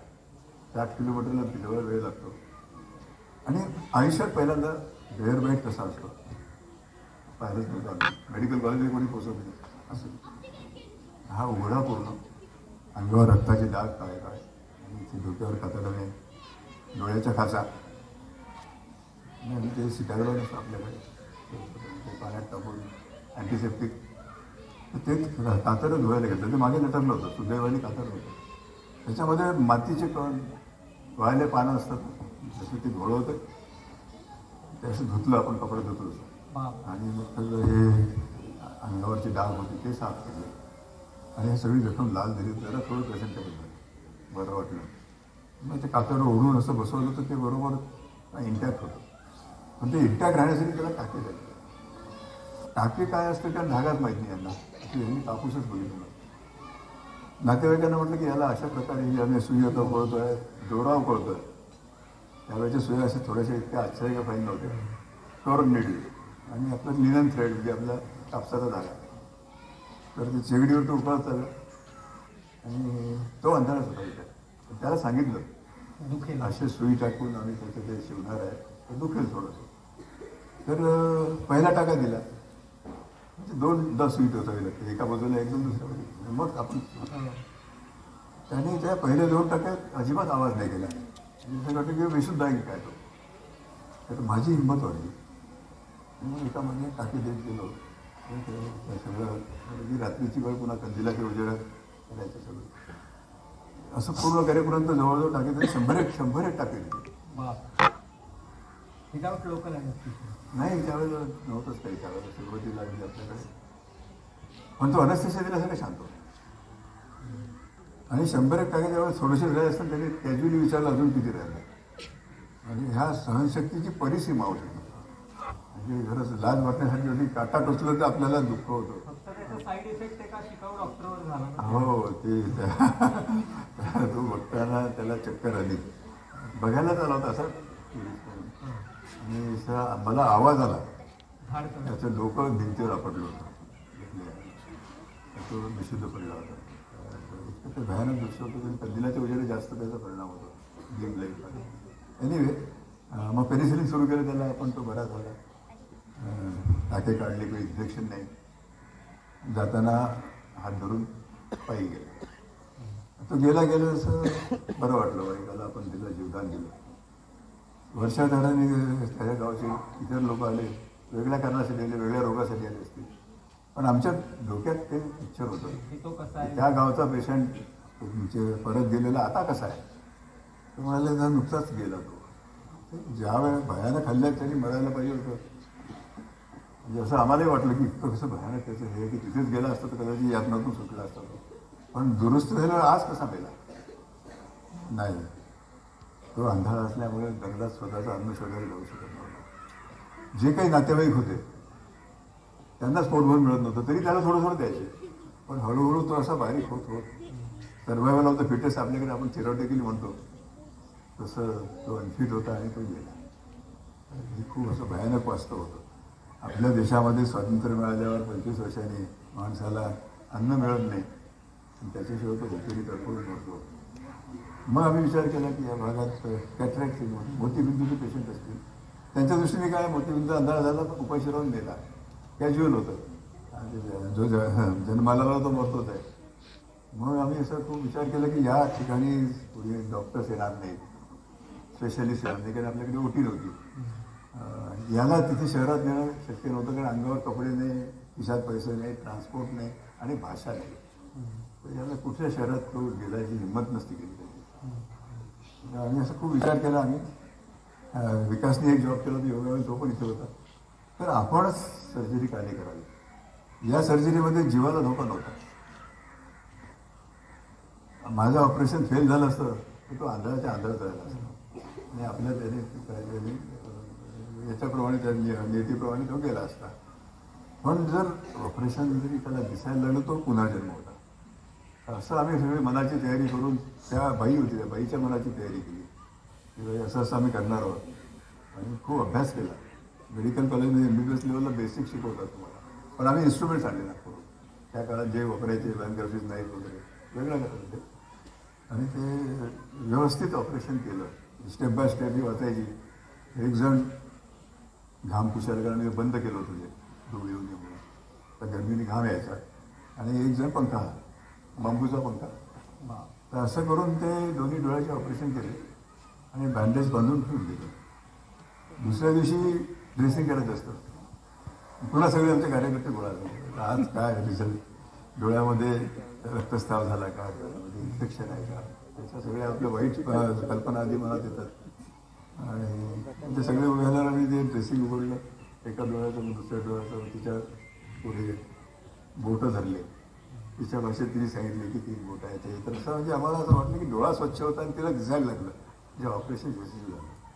हे आमचा आत्मविश्वास वाढला की आता आपण करू शकतो ऑपरेशन. मग तिचं काय झालं की ती होती तर लंगोटी वाजी म्हणजे एक कपडा जाताना तिला तो +10 10 नंबरचा चष्मा गांधीजीच्या फ्रेमसारखा असायचा गोल तेव्हा तो 5 रुपयाला मिळायचा. पण नागपूरून घेऊन आलो होतो आम्ही. तर असा चष्मा लावून ती काठी टिपा स्वतंत्रपणे एकटी चालत गेली की ती जाहिरात झाली, या एरियातला पहिला चष्मा. तर ते जेवढे आंधळे ते गावात होते त्या काळात ते एक जण करत आपल्या काही ऑपरेशनला येत गेले. काही दिवसांनी आनंदवनला त्यावेळेला तात्या लहानाचे संबंध यायचे होते. तर आनंदवनचे पण कुष्ठरोगाला कोणी हात लावत नव्हतं.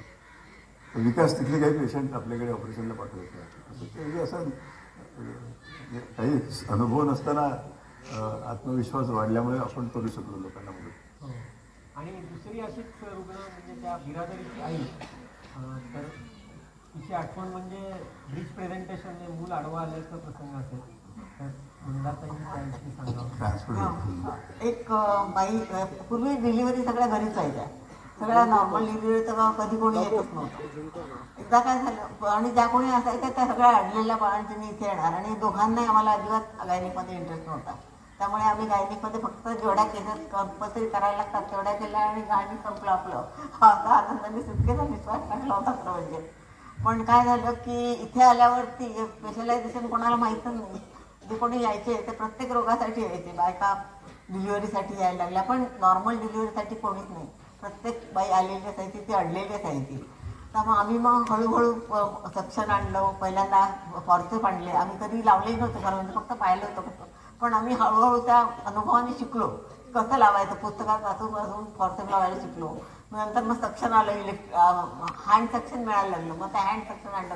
इलेक्ट्रिसिटी इथे नव्हती त्यामुळे हँड सक्शनने डिलिव्हरी करायला सुरुवात केली. तर जेव्हा फक्त हेड मोठं असतं तर थोडंसं आपण म्हणजे कट देऊन वगैरे मोठं करून डिलिव्हरी करू शकतो. पण एकदा काय झालं की एक बाई आली, तिला ट्रान्सफर्स आहे म्हणजे मूल तिचं पूर्ण आडवं होतं, असं हेडही खाली नव्हतं पायही खाली नव्हते, त्यामुळे ओढून काढणं शक्यच नव्हतं. आणि हात सगळे काळा पडला होता, एक हात बाहेर होता आणि ती बाई डिस्ट्रेसमध्येच होती. आता काय करावं हा मोठा प्रश्न पडला. या केसेससाठी सिझेरियनचा दुसरा उपाय नाही. मग आम्ही दोघांनी पुष्कळ विचार केला. मी म्हटलं इथे होऊ शकणार नाही, तुम्ही कुठेतरी पलीकडे घेऊन जा. कारण तेव्हा आमच्याकडे काही इन्स्ट्रुमेंट नव्हते आणि सिझेरियन आम्हाला दोघांनाही येत नव्हतं आणि ते ब्लडची सोय नाही, काय कशाचीच सोय नाही. आम्ही त्याला बऱ्याच वेळा कन्व्हिन्स करायचा प्रयत्न केला की तुम्ही इथून आलापल्लीला घेऊन जा, आहेरीला घेऊन जा, तिथे सिव्हिल सर्जन आहे काहीतरी करेल वगैरे. तर ते म्हणाले की आम्हाला भाषा येत नाही, आमच्याकडे पैसे नाही, आम्हाला तिथे याची भीती वाटते, आम्ही कुठेही जायला तयार नाही, तुम्हाला जे योग्य वाटेल ते करा. मग आम्ही आता म्हटले सगळी जबाबदारी आपल्यावरच टाकून दिली. मग आम्ही दोघांनी पुष्कळ विचार केला. मग आम्हाला म्हणजे त्या काळात काय होतं की सिझेरियनचा जेव्हा शोध लागला नव्हता तेव्हा लोक जे डॉक्टर लोक होते ते मूल कापून काढायचे, दोनपैकी एका म्हणजे आईला जीवदान द्यायचं आणि त्या बाळात सॅक्रिफाईस करायचा. हे एकच पर्याय त्या काळात होता. आणि ते आम्हाला एक लेक्चर असायचं डिस्ट्रक्टिव्ह सर्जरी म्हणून. हात बाहेर आला असेल तर कसं कापायचं, डोकं येत नसेल बाहेर तर कसं कापायचं, पाय बाहेर आला असेल आणि दुसरं निघत नव्हतं, असं ते डिस्ट्रक्टिव्ह सर्जरी नावाचा एक चॅप्टर असायचा. पण ते शिकवत नव्हते कारण आम्ही शिकायला लागलो तोपर्यंत सिझेरियन सुरू झालं होतं. मग आम्ही म्हटलं की आपल्याला त्याच्याशिवाय आता पर्याय नाही, आपल्याकडे दुसरा काही पर्याय नाही. आपण लोकल अनेस्थेशिया देऊ शकतो आणि डिस्ट्रक्टिव्ह सर्जरी करू शकतो, पण कधी केलेली नाही, ती ब्लाइंड प्रोसिजर आहे. त्यामुळे त्याचीही भीती वाटत होती. समजा युटरस कापल्या गेलं, खूप ब्लिडिंग झालं, तिथे ब्लडची सोय नाही, परत आतमध्ये शिवणं कठीण आहे, सगळ्या ह्याच्यात. तरी म्हटलं मग त्यांनी आपल्यावर विश्वास टाकला आहे तर आपण त्यांना समजावून सांगू धोका आहे पण त्यातल्या त्यात कमी धोका आहे, दोघंही मरण्यापेक्षा एकच जण मरेल ह्याचं आपण बघूया. मग आम्ही त्यांना समजावून सांगितलं. पहिल्यांदा त्यांना ते आधी त्या बाईला सांगितलं, मग तिच्या नवऱ्याला सांगितलं, तिच्या आईवडिलांना सांगितलं. ते म्हणाले तुम्हाला जे योग्य वाटेल ते करा कारण आमचा तुमच्यावर विश्वास आहे. म्हटलं एक जीव जाणार हे नक्की. तर ते म्हणाले की ठीक आहे बाळाचा सॅक्रिफाईस करा, आईला जीवदान द्या. मग आम्ही म्हटलं की ठीक आहे. मग आम्ही पुस्तकं काढले, वाचले दोघांनी मिळून सगळं. मग डिस्ट्रक्टिव्ह सर्जरी कशी करायची हे पाहिलं. लोकल थोडंसं आमच्याकडे अॅनेस्थेशिया त्यावेळेला होता, तर अॅनेस्थेशिया आम्ही लोकल तिला दिलं की तिला थोडं कमी पेन व्हावं, पूर्णतः जाणार नव्हतं ते. आणि मोठ्या मुश्किलीने आम्ही एक एक स्टेप वाचून त्या बाळाचा हात कापून अर्धवा आणि मग त्यानंतर त्याला बाहेर ओढून काढलं. आणि त्यामुळे ते बाळाचा हात कापला आणि ब्लिडिंग होऊन बाळ जिवंत होतं की नाही आधी तेही माहीत नाही, आम्ही पाहिलं नाही कारण भीती वाटत होती. जिवंत बाळा कापून काढणं हे आपल्या ह्याच्यात बसत नाही एथिक्समध्ये, म्हणून आम्ही त्या फारसं लक्ष न देता ती सर्जरी केली. सर्जरी झाल्यानंतर तिला आम्ही सलाईन वगैरे लावलं आणि मग तिला सांगितलं की आता तू आराम कर आणि आपण उद्या सकाळी बघू. मग तिला सलाईन लावून आम्ही ठेवलं होतं रात्रभर आणि ते बाळ होतं त्यांच्या स्वाधीन करून दिलं की हे बाळ तुमचं गेलेलं आहे, तर तुम्ही आता काही करा. सकाळी उठून आम्ही तिच्याकडे गेलो बघायला कशी आहे आता ही. तर ती आपली म्हणायची, आपलं सगळं सामान आवरत होती. म्हटलं अगं हे काय करते? मी चालली घरी बरं. म्हटलं का काय झालं, तुला काही त्रास होत आहे का, ब्लिडिंग होत आहे का, काय काय माझं भूल गेलं, आता मी इथे राहून करू काय, म्हणे काय काम मला इथे आता, मी चालली माझ्या घरी, माझे घरचे कामं आहेत, शेतीचे कामं आहेत. आणि तिने आपलं बोचकं उचललं कपड्याचं, म्हणजे काय थोडेफार होते 2-4 आणलेले, ती आणि तिचा नवऱ्याने चालायला सुरुवात करून दिली घरी. म्हणजे त्यांना फारसं काही त्याचं वाईट वाटलं नाही, पण मग तिला मी थांबवलं. म्हटलं असं नको करू, मी आता तुला सांगते पुढच्या वेळेला जर तुला दिवस राहिले तर प्लीज इथे दर महिन्याला तू तपासायला येत जा. आपण पहिल्यापासून तुझं नॉर्मल आहे की नाही हे बघू आणि मग तुला त्याप्रमाणे ट्रीटमेंट देऊन हे करून आपण तुझी नॉर्मल डिलिव्हरी करू. मग तिला ते पटलं. 3 वर्षांनी नंतर ती परत प्रेग्नंट राहिली. मग तेव्हा ती रेग्युलर चेकअपसाठी यायला लागली, पण त्यावेळेला कसं तिचं नॉर्मल होतं आणि 9 महिने झाल्यानंतर ती इथे नॉर्मल तिची डिलिव्हरी आम्ही केली. त्यावेळेला आम्हाला बरं वाटलं की तिला आम्ही एक जिवंत मूल देऊ शकलो. तिला त्यावेळेला मुलगी झाली आणि मग काही दिवसांनी म्हणजे ती मुलीला घरी घेऊन गेली. घरी घेऊन गेल्यावरती काही दिवसांनी ती मुलीला घेऊन आली दवाखान्यामध्ये. आम्ही विचारलं की कशी आहे मुलगी, तुझं नाव काय ठेवलं आहे पोरीचं? बाई तुम्हीच तर गेली डिलिव्हरी, म्हणून मी इथं नाव बिरादरीच ठेवून दिलं. त्या मुलीचं त्याने नाव बिरादरी ठेवलं होतं आणि ती आठवण आमच्याकडे अजूनही ताजी आहे. शहरातल्या सगळ्या डॉक्टरांना असं वाटतं की एवढी कृतज्ञता असलेले पेशंट जर शहरात मिळाले तर डॉक्टरांचं आयुष्य खूप चांगलं येईल. या संदर्भात असे पुष्कळ एखादी करावी लागायची म्हणजे कारण आम्ही दोघं नव्हतो गायनेकॉलॉजिस्ट, पण या पार्श्वभूमीवर दिगंत डॉक्टर झाला आणि त्याला नेहमी सांगतो की तो आमच्या इतकं हुशार नव्हता, त्याने स्वतःला पार्टनर शोधला नाही. आईच्या मागे लागला की मला माझं लग्न करायचं पण डॉक्टर मुलगी पाहिजे. मग ते झालं, ते पुष्कळ ते रोहिणीमध्ये हे देऊन वगैरे. 2003ला गोव्याहून फोन आला. आज नगाचे आईवडील पण इथे, तर तिने प्रोफाईल वाचलं म्हणाले आणि तिची इच्छा आहे तर दोघांनी पुण्याला जाऊन असं पुण्यावरकडे त्यांची चर्चा झाली. एका दिवसात लग्न ठरवून टाकलं. 2003 MBBS झाला होता आणि नंतर आम्हाला कळलं की ती नुसती MBBS नाही, ती गायनेकॉलॉजिस्ट आहे. तर हे ज्या योगायोगाचा मुद्दा मी यावेळेला सांगितलं एवढ्यासाठी सांगितलं की त्यानंतर अशी अडलेली बाळंतीन आली तर मंदा अनस्थिशा देते आणि ती सिझेरियन करते, दोघांचा जीव असतो. हा योग कसा आला असेल? हे भाग्य, आमचं भाग्य आदिवासी या दुर्गम भागामध्ये आज आपल्याकडे मॉडर्न ऑपरेशन थिएटर आहे, पण त्यांचे त्याच्याप्रमाणे दोघांचे जीव आपण त्यांचे वाचवू शकलो. हा योग आता परत शिकली ती नवीन तंत्र आत्ताच नुकतं डॉक्टर शिकून ते 2 महिन्यापूर्वी.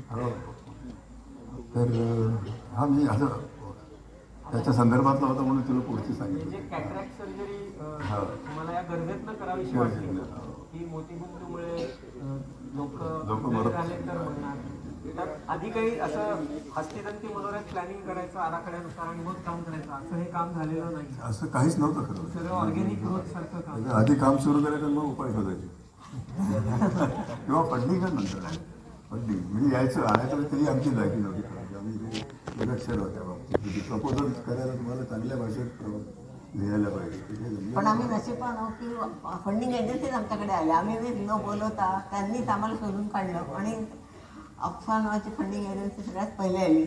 आम्हाला माहीत पण नव्हतं ऑक्सफाम काय प्रकार आहे, पण अचानक ते लोक आमच्याकडे आले आणि मग त्यांनीच आमच्यासाठी स्वतः प्रपोजल लिहिलं आणि तेव्हा मग आम्हाला थोडंफार फंडिंग मिळालं आणि दवाखान्यासाठी त्यांनी फंडिंग द्यायला सुरुवात केली. त्यानंतर मग स्विसाईड नावाची एक संस्था आली. ते बाबांच्याच ओळखीचे होते आणि बाबांकडे नेहमी येत होते. बऱ्याचशा बिल्डिंगसाठी त्यांनी आपल्याला फंडिंग केलं होतं आनंदवनामध्ये. जेव्हा इथे सुरू झालं हा प्रोजेक्ट तेव्हा ते इथे बाबांबरोबर बघायला म्हणून आले आणि त्यांना वाटलं की आपण हे एक्सटेंड करावं म्हणून त्यांनी बिल्डिंगा बांधण्यासाठी आम्हाला प्रथम मदत केली आणि त्या बिल्डिंगा बांधण्यासाठी मदत केल्यामुळे आमचं थोडंफार ते दोघं जण स्वित्झर्लंडचे कल्पना करण्यासारखी आहे. आमचं एक छोटीशी झोपडी आमची आणि 3 शेड एक होतं. त्याच्यामध्ये एक असं 6 बाय 8ची एक खोली होती. त्याच्यामध्ये बाजूला बांबूची ताटवे, थंडीचे दिवस आणि समोर एक मांडव टाकून तिथे पेशंट. ते येईपर्यंत काही पेशंट यायला लागले, शेकोट्या पिटून झोपलेले. टॉयलेट नाही. तू विचार करते त्या परदेशातले माणसं टॉयलेट सगळ्यात क्लीन असते. इथे काय होतं की आरोसा करून खड्डा गेलेला आहे, त्याच्यावर पाट्या ठेवलेल्या, म्हणजे त्याला ट्रेंच लॅट्रिन म्हणायचं. बांबूचे ताटवे लावलेले बाजूला. बाथरूम एक तर असा आडोसा केलेला आहे, नाही तर नाल्यावरच आंघोळी किंवा परदेशाचे लोक रोज काही आंघोळी करत नाही. पण त्यांनी जेव्हा विचार केला की ते 2 डॉक्टर आले, ते झोपडीत राहतात आहे आणि पेशंट सगळे बाहेर उघड्यावर शिकून पैसे, यांना मिनिमम सोयी द्याव्या आपण, त्याच्यासाठी तुम्ही प्लॅन द्या म्हणाले.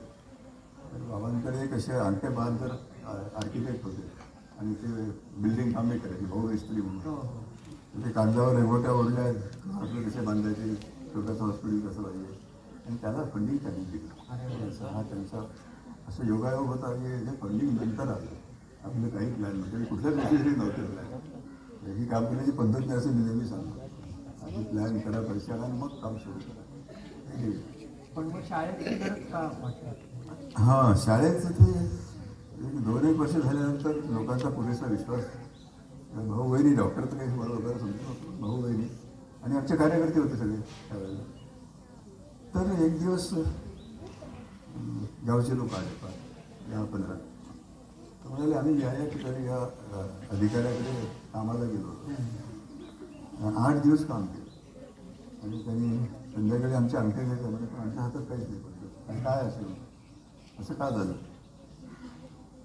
तर आम्ही चौकशी करी पाहता आणखी काही गावाचे लोक आले, त्यांना कळलं की या गावचे लोक आले. तेव्हा आम्ही डिटेलमध्ये गेलो, तेव्हा लक्षात आलं की रोजगार हमी योजना महाराष्ट्रात सुरू होती. महाराष्ट्र पायोनियर होता रोजगार, EGS. तर त्याची त्यावेळेला ते 7 रुपये वगैरे रोजी होती 1974-75. तर ते या आदिवासींना ते अधिकारी सांगायचे की तुम्ही वनात राहता, जंगलात राहतात, जंगलामध्ये तुम्ही काय काय घेता, लाकूड फाटा, जंगलात जाऊन शिकार करतात. तर त्या सगळ्यांची मालकी जंगलाची आमची आहे, वनात. त्याच्या बदल्यात तुम्ही काही कामं केली पाहिजे. मी संध्याकाळी आणखी गेले तर ते मला त्या अधिकाऱ्याची हिमतीची दाद द्यायला पाहिजे. एखादा निर्वस्त्र माणूस, उपाशी माणूस, त्याच्या हक्काचे पैसे खाणं ही सोपी गोष्ट नाही आहे. तर या हिमतीला दाद द्यायला पाहिजे. मग आम्ही सगळ्यांनी अर्ज केला त्या आणि कन्झर्वेटर कलेक्टरने संबंधित अधिकाऱ्यांना पाठवलं. तोपर्यंत यांना थोडीफार कल्पना आली की 2 डॉक्टर जंगलात जाऊन बसले आहेत, भावांची मुलं आहेत, त्याची दखल घेतली आणि ते सस्पेंड झाले. आणि येणाऱ्या माणसाला तो मेसेज मिळाला आणि मग आदिवासींना रोजी मिळाली. म्हणजे हा एक घटना येईल.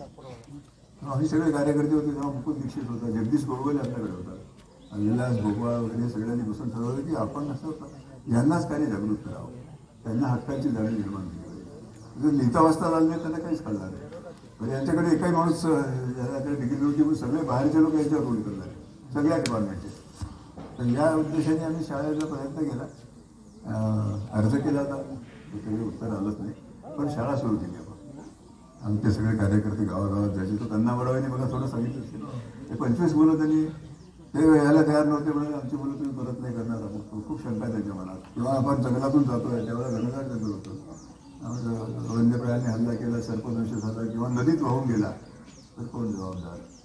तर आमचे कार्यकर्ते म्हणाले की तुम्ही दवाखान्यात यायला इतका वेळ लावला, ते एक संधी आम्हाला द्या आणि तुम्हाला आवडलं नाही तर घेऊन जा.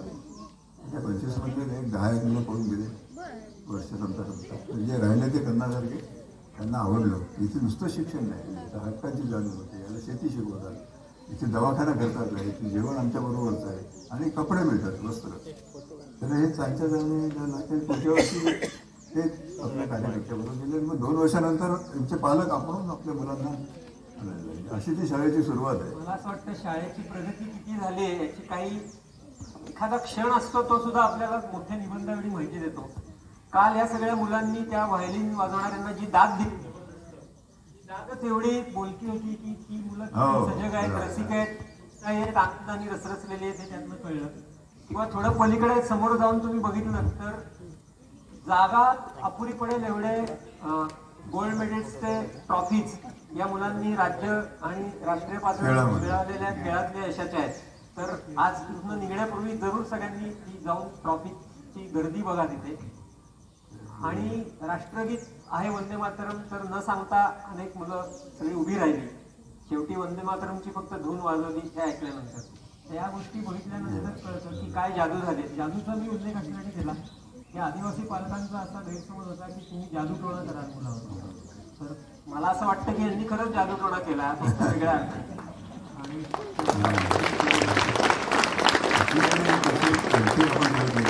नरबळीची प्रथा होती, सगळी श्रद्धा होती त्यांची देवाला नवस म्हणून. आणि आम्ही एखाद्या 2 घटना आणि अशा अनुभवल्या पण होत्या. पण शाळा सुरू झाली होती, मुलं आपल्या शाळेत यायची, आपण पालक मेळावा घ्यायचो. म्हणजे सगळ्या पालकांना बाबा असायचे. एक सिम्बॉलिक त्यांनी जेव्हा शपथ घ्यायची की आता ही अंधश्रद्धा आहे, त्यांनी कोणाचा बळी दिलेली देव कसा पसंत नव्हती, ही प्रथा आपण बंद केली पाहिजे. गेली मला वाटतं 30 वर्षामध्ये आपण नरबळीचं बातमी ऐकली नाही. अशा अंधश्रद्धा हळूहळू शिक्षणातून त्या लोकांना दूर होते. जशी शाळा ही मुलांच्या बाबतीत महत्वाची गोष्ट आहे, तशी स्त्रियांच्या बाबतीत सांस्कृतिक प्रगतीचं लक्षण म्हणजे साडी. आणि माडियांना साडियांची गोडी ही मंदाताईंनी लावली होती. त्याची हकीकत थोडक्यात आपण ऐकू. प्रथम आम्ही आलो ना तेव्हा बायका नुसतं इथे टावेल गुंडाळायच्या आणि वर उघड्यात असायच्या. तर थंडीच्या दिवसातही तसंच असायचं. मग ताईंना खूप दया यायची. आपण असं करूया, साड्या जुन्या आम्ही वरोड्यातनं गोळ्या केल्या सगळ्या बायकांच्या. आपल्या सगळ्या ज्या ट्रस्टी होत्या त्यांच्या बायकांनी 2-2, 3-3 साड्या दिल्या. त्या काळी आजच्यासारख्या भरमसाठ साड्या राहत होत्या, पण त्यांनी आपापल्या काढून दिल्या त्यातल्या त्या जुन्या साड्या. आणि मग इथे आल्यावर आम्ही एक वेळेला एक साडी दिली जवळपासच्या गावातल्या. तर आम्ही पाहिलं की दुसऱ्या तिसऱ्या दिवशी परत त्या तशाच, पण फक्त साडीचं फडकं लावलेलं ह्याच्या टावेलच्या ऐवजी. तर लक्षात आलं की त्यांनी पाहिलं की एका साडीमध्ये कसं होणार. मग त्यांनी त्याच्यात एकाचे 3 केल्या आणि फक्त कमरेवरती गोंधळायला सुरुवात केली. मग माझ्या मनात आलं की यांच्यासाठी आपण स्वस्त साड्या इथे आणून विकायला किंवा त्यांना नो लॉस नो प्रॉफिट बेसिसवर द्यायला सुरुवात करावी. त्यावेळेला जनता साडी नावाची एक योजना सरकारने सुरू केली. जनता वस्त्र. हां. तर नागपूरला त्यांचं ऑफिस होतं आणि तिथे तुम्ही परमिशन घेतली तर तुम्हाला ती विकायची परमिशन मिळायची. तर आम्ही तिथल्या जाऊन मुख्य जे होते तिथल्या माणूस त्या माणसाला जाऊन भेटलो आणि सांगितलं की आमच्या भागामध्ये ही वस्त्र योजना येतच नाही. कारण ती येते ती दुकानात जाते आणि दुकानवाले बाटलच्या भावाने विकतात. तेव्हा तुम्ही आम्हाला लायसन्स द्या, आम्ही तुमच्याकडनं देऊ आणि नो लॉस नो प्रॉफिट बेसिसवर देऊ आम्ही लोकांना. त्यांना ते पटलं आणि त्यांनी आम्हाला परमिशन दिली. मग तिथून आम्ही साड्या आणि नऊवार पातळ दोन्ही आणायला सुरुवात केली. साडी तेव्हा तिथे 15 रुपयाला मिळायची आणि नऊवार पातळ 17 रुपयाला मिळायचं. असे गठ्ठेच्या गठ्ठे मी इथे घेऊन यायची. फक्त त्याच्यामध्ये 4 रंग असायचे आणि 2 डिझाईन असायचे. आणि ते सगळे असं गठ्ठेच्या गठ्ठे इथून आम्ही ट्रकनी आपल्या आणायचो. आणि दुपारच्या वेळेला 12 वाजता दवाखाना संपला की 12 ते 2 त्या साड्या विकायला मी बसायची. घरातच दुकान लावलं होतं आणि त्या बाया यायच्या आणि 10 मिनिटाच्या आत त्यांची खरेदी व्हायची. आणि त्या याच्यातून बायकांनी मेसेज घ्यावा की बायका असून साडी घ्यायला 2 मिनिटं लागेल, 10 मिनिटं नाही. 2 मिनिटामध्ये ती साडी घेऊन ती आपली 15 रुपये देऊन दिली चालली जायची. हा मेसेज आहे हा. पण आपल्या इथे काय सगळ्या योजनांमध्ये भ्रष्टाचार बोकाळतो. नंतर काय झालं त्याचा इतका भ्रष्टाचार झाला म्हणजे सगळ्या महाराष्ट्रामध्ये ही योजना सरकारने जनता साड्या दुकानात गेल्या आणि ते 40-50 रुपयाला विकून दुकानदारांनी भरपूर प्रॉफिट कमावला. तर सरकारने ती योजना बंद करून.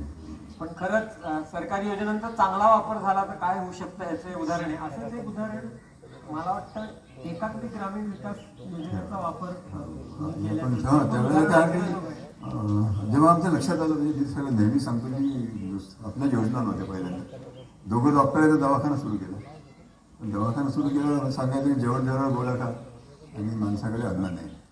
म्हणजे अन्न कसं पिकवलं पाहिजे शिकवलं पाहिजे. जसं शिक्षणाचा अन्याय होतो तो म्हणून आपण शिक्षण सुरू केलं, तसं अन्नासाठी शेती कशी करायची, भाजीपाला कसा पिकवायचा. पण बाबांच्या प्रयत्नाने तेव्हा IRDP योजना होती. IRDP integrated rural development. Sharad Pawar अध्यक्ष हे होते, मुख्यमंत्री होते. ती ग्रँट मिळाली IRDPची.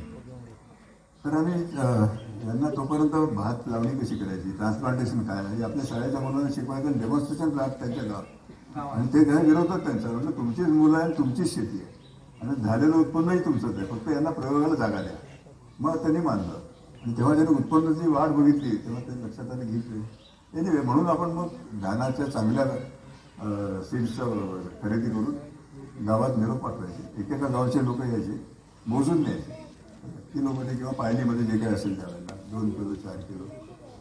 आणि आम्ही असं एकच अट टाकली होती की तुमचं जेव्हा उत्पन्न होईल तेव्हा जेवढे नेले तेवढे तुम्ही परत आणा. हां, इंडियन बँकसारखंच होतं पण त्याच्यात व्याज नाही. जेवढं तुम्ही न्याल कुठल्याही विषय हे असं असेल जातीचं ते आम्ही घ्यायला तयार आहोत. तर आनंदाची गोष्ट अशी आहे की त्यातले 99% लोक हे जेव्हा हार्वेस्टिंग झाल्यानंतर ते आपल्या डोक्यावर घेऊन ते परत करायचे. हे याच्यासाठी झालं. दुसरं असं होतं की बाबांनी बघितलं की इथे उजेड म्हणजे शेकोटी आणि शेकोटी हे अक्षय होतं. कोणाच तरी घरी त्या भिकारी द्यायचे आणि मग घेऊन आपल्या गावागावामध्ये पेटी पण नव्हती ना, लग्न व्हायचं ते शेकोटीच्या उजेडात शेकोटीच. हो. मग काही जणांनी केरोसिनचं त्यांना हे लावलं. मग त्याच्यात एक्सप्लोरेशन केरोसिन 80% लिटर होतं. तर ती बाटली त्यांना ती 10 रुपयाची किंवा 5 किलो धान्य तांदळाच्या बदल्यात त्याला माहितीच नव्हतं, किंमतच माहिती नव्हती. म्हणजे एक्सप्लोरेशन कसं होतं आपलं होतं हे त्यांनाच माहिती नव्हतं. हे लक्षात आल्यावर म्हणजे विलास मनोहर वगैरे आम्ही जाऊन कलेक्टरला भेटलो की आम्ही यांना नो लॉस नो प्रॉफिटमध्ये केरोसिन विकू. तर ते परमिशनशिवाय विकता येत नव्हतं, पण त्यांनी परमिशन दिली आपल्याला. इथे आपण ठेवायचं कसं 10,000 लिटरचं टँकर. मग ते बॅरल्स असतात 200 लिटरचे 50 बॅरल आणले. 50 बॅरलमध्ये तो टँकर आला रिकामा करायचा आणि एकेका गावाला निरोप पाठवायचा. तर ती जत्रा आली की इथे 1 लिटर हे 80-85 पैशाला आपण ट्रान्सपोर्ट थोडंसं लावत होतो. तर 85 पैशाला 1 लिटर जर केरोसिन मिळते आहे तर तिथे जत्रा लागायची. तसं मिठाचं केलं की बाबांच्या त्या पोएटिक भाषेत म्हणायचं की तुमच्या जीवनाला चव यायची असेल तर थोडंसं हे काम केलं आणि हल्ली जीवन तुमचं सुखकारक होईल वगैरे वगैरे. तर मिठासाठी काय झालं की काही व्यापारी बैलगाडीतून मीठ आणायला लागले. आधी बिना मिठाचं खायचे कारण समुद्र नसल्यामुळे मिठाचा संबंध नव्हता. तर मीठ तेव्हा त्यांना सवय लावली. बैलगाडीतून आणायची ते व्यापारी पावसाळ्यानंतर. तर 1 किलो मीठ आणि 2 किलो धान. त्यावेळेला मीठ हे 15 पैसे किलो असायचं ते जाडं मीठ. आणि तेव्हा आमच्या लक्षात आलं की याच्यात किती प्रचंड एक्सप्लोरेशन आहे. बाबांनी काय केलं की वसईला अपील केलं मित्रांना आपल्या. वसईला एक मीठ फंड तयार झाला.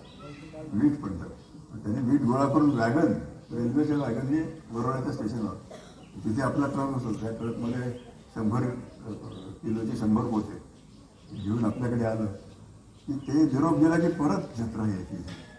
इथे 17 रुपयाला 100 किलोचं होतं.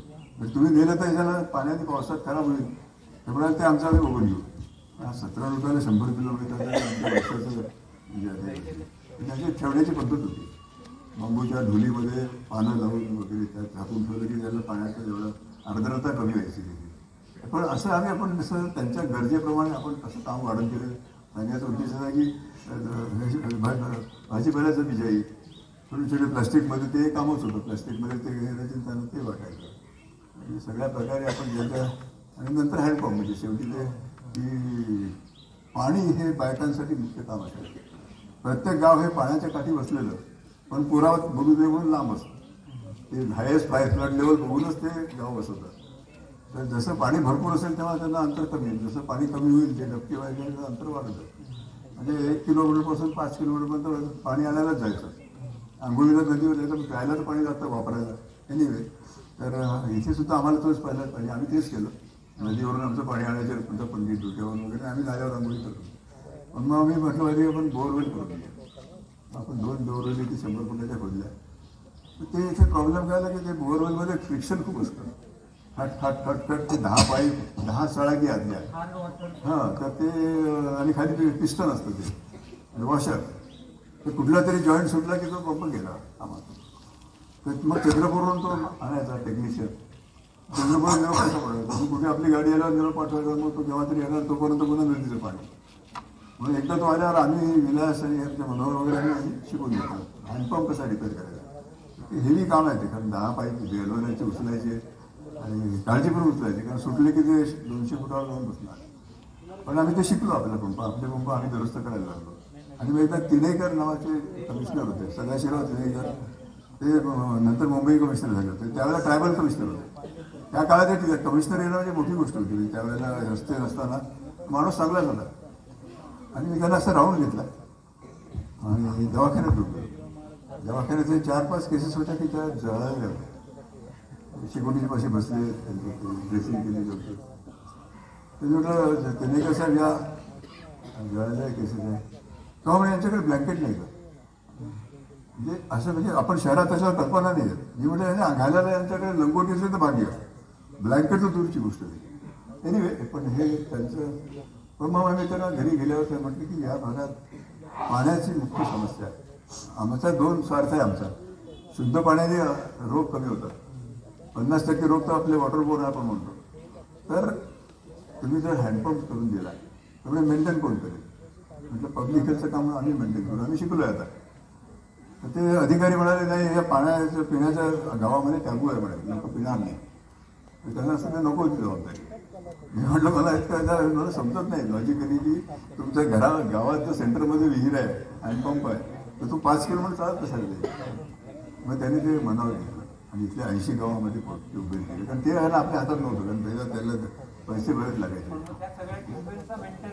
ते नंतर काय झालं की त्या लोकांना कळलं की डॉक्टर साहेब इथे हँडपंप दुरुस्त करतात त्यातला एखादा पंप बिघडला की ते 3-4 लोक यायचे डॉक्टर साहेब आमचा पंप बिघडला आहे मग ही दवाखाना पाहिजे मी विलास आणि मनोहर आम्ही आपले 4 व्हीलची गाडी घेऊन बैलगाडीच्या रस्त्याने ती घेऊन जायची आणि तो पंप दुरुस्त करायचा हे दोघं इतकं साधेपणाने सांगतायत त्या गोष्टी जर आपण इमॅजिन जरी केल्या तर कुठल्या मेडिकल कॉलेजात हे शिकवतात मला तरी माहित नाही आणि यांच्या वेळाला म्हणजे दिवसाला किती तास आहेत हेही काही कळेन असं झालंय बाबा साधारणताईंना त्यांच्या लग्नाच्या पहिल्या रात्री एक गोष्ट बोलले होते अशी आख्यायिका आहे खरी खोटी मला माहित नाही की इंदू आपण असं आयुष्य जगू की एक एक क्षण म्हणजे एक एक दिवस असेल आणि एक एक दिवस म्हणजे एक एक वर्ष अशा तऱ्हेचं वाक्य ते बोलले होते त्याचा काय अर्थ आहे आणि दुसरं वाक्य बाबांना आवडायचं की तू जगाकडे पाठ फिरव सारं जग तुझ्या पाठीशी उभं राहील ही दोन्ही वाक्य यांनी खरी करून दाखवली असं मला वाटतं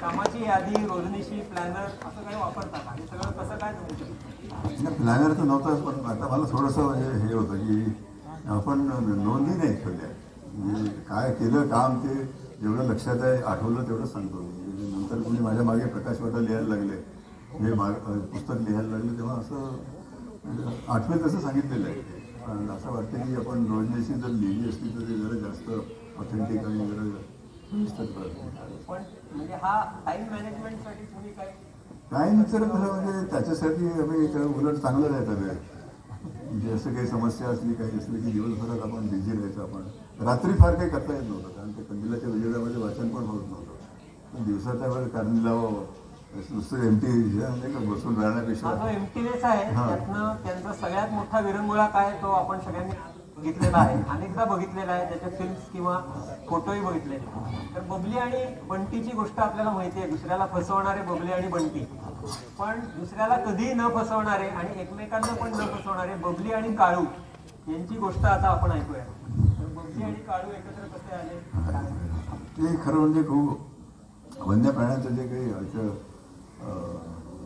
ज्या प्रेमाने ते इथे राहतात याची पब्लिसिटी पण खूप झाली आहे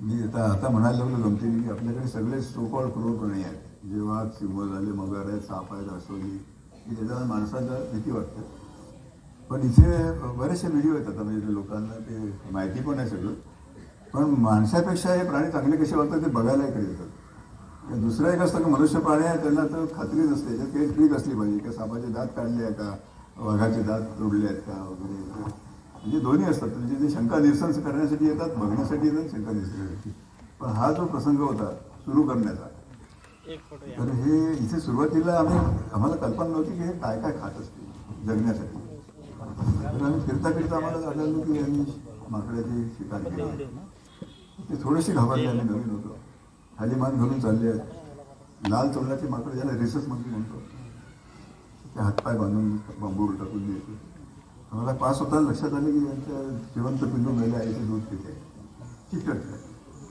मग थांबवलं आम्ही थोडक्या मोडक्या भाषेत त्यांना म्हटलं हे पिल्लू जे घाल आम्हाला नाही आमची मुलं उपाशी आहेत घरी ते काय खातील हे 2च माकड आणि 50 माणसं आहेत तेव्हा आम्ही खरंच म्हणजे सुसुंदर झालो मग त्यांना बार्गेन केलं म्हणजे त्यांना खायला जर तांदूळ दिले तर तुम्ही त्यांना भाग ठेवू शकाल मागाल ते देऊ ते असं आपण ते पहिले बबली माकड त्याचं नाव आम्ही ठेवलं ते बाबल्याचं जंगल आहे इथे त्या एरियात सापडल्यामुळे त्याचं नाव बबली ठेवलं नागपूरहून हिच्या गल्लीतून एक आम्ही कुत्रा आणला होता गावठी त्याचं नाव पालू होतं. पहिल्या दिवशी अर्थात पालू त्याच्या अंगावर द्यायचा, कारण कुत्रा आणि माकडाचा एक शत्रुत्व असतं, आयुर्वेद असतं. कुत्रा माणसाचा येतोय, दुसरा त्याचा गुण आहे. तर याला बॉटल फिडिंगनी वाढवताना कुत्र्याशी 2 दिवसात मैत्री किती व्हावी की तो त्याच्या पाठीवर बसून आमच्यावर फिरायला गेला. अगदी घोडेस्वार जसा असतो. आता माकड चेष्टासाठी प्रसिद्ध असतं, म्हणजे त्याच्या चेष्टा नाही केली, पण एक उदाहरण म्हणून आम्ही फिरायला गेलो तर माकडाला काय ते कुठे फळं दिसले, फुलं दिसले की तो उतरायचा आणि तिथे जाऊन ते फळ तोडून आपले खात बसायचं. तर आम्ही पुढेच गेलो असतो, तर कुत्रा थांबून राहायचा. ते हा पाठीवर बसल्यावर जो धावायचं आम्हाला तो पकडायचा. म्हणजे हे पहिले प्राणी जे आलेलं. आणि जसे दवाखान्यात लोक आले ते गंमत बघायचे, तिथे तो कुत्रा किती प्रेमळ आहे, हा माकडाला पाठीवर घेऊन. आम्ही त्यांना म्हटलं की असे पिल्लं तुम्हाला मिळाले कुठल्याही प्राणीचे तर तुम्ही ती आणून द्या. मग ते हरणाचं पाडस आलं. ट्रॅजेडी हीच आहे की आईला मारून खाल्लं, म्हणजे ते काही शव म्हणून नाही खाल्लं, भूक म्हणून खाल्लं, पण निदान पिल्लू वाचलं. मग नंतर अस्वलीची पिल्लं आली, मग वाघाची पिल्लं आली, मगर सापडली जाळ्यामध्ये, ते छोटी 10 इंच, आता 43 वर्षाची होती आता. तर हे सगळे प्राणी आपल्या घरी मोकळे होते. त्यावेळेला व्हेकल्स नव्हते, रस्ते बंद राहायचे. तर माझ्याबरोबर एका वेळेला आम्ही दोघं फिरायला जाण्याची प्रथा पहिल्यापासून त्या लग्न झाल्यावर. जेव्हा आम्ही निघालो की आमच्याबरोबर 2 कुत्रे नंतर वाढलं होतं. मग अस्वल आणि बिबट्या, वाघाचं पिल्लू, लहान रेडा हे सगळे मोकळे असे नदीपर्यंत फिरायला. तर ते असं खूप असं म्हणजे असं दृश्य जे कल्पनेच्या पलीकडचं आहे की इतके सगळे शत्रुत्व असणारे प्राणी एकत्र. मंदाताईंना प्राण्यांची आवड होती का? नाही, अजिबात नाही. माझा कुठल्याही प्राणी संबंध आला नाही. आला तर गाई म्हशींची, कारण आमच्या घरी गाई म्हशी होत्या.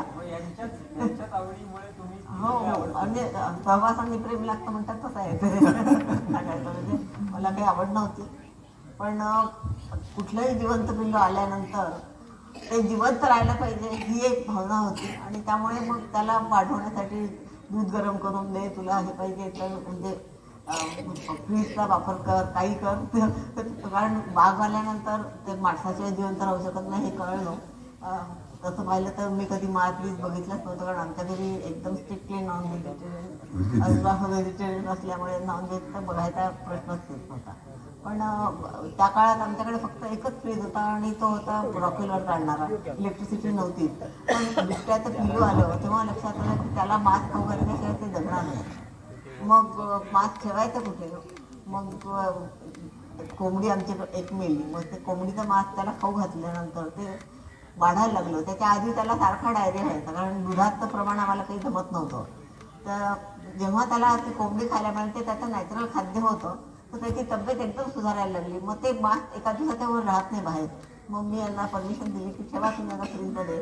वरच्या बाजूला फ्रीजमध्ये हे सगळं नॉनव्हेज नंतर राहायचं आणि खाली मग दूध, वॅक्सिन वगैरे थोडीशी माहिती. फ्रीज म्हणजे ब्रिटिशांनी वीज नव्हती भारतात तेव्हा केरोसिनवर चालणारा फ्रीज आणला होता.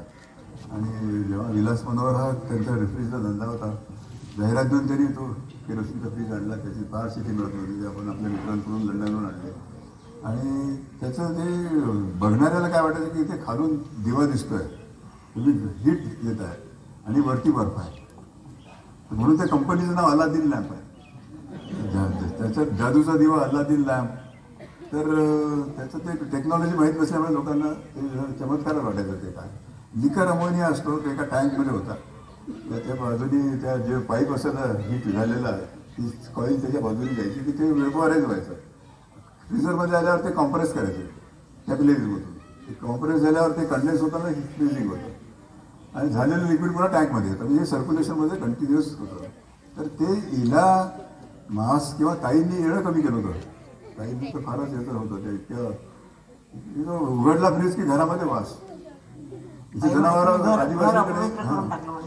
आदिवासींकडे होते, जंगलात मारायचे. तर मी आणि विलास आम्ही जाऊन ते कापून आणायचे आणि त्या वरच्या फ्रीजमध्ये भरून ठेवायचं. लक्ष खाली औषधं आणि इथल्या मुलांसाठी दूध, दही जे काही असेल त्या काळात ठेवलं. हे मोठा कॉम्प्रोमाइज होता आयुष्यामध्ये प्राणी जगवण्यासाठी.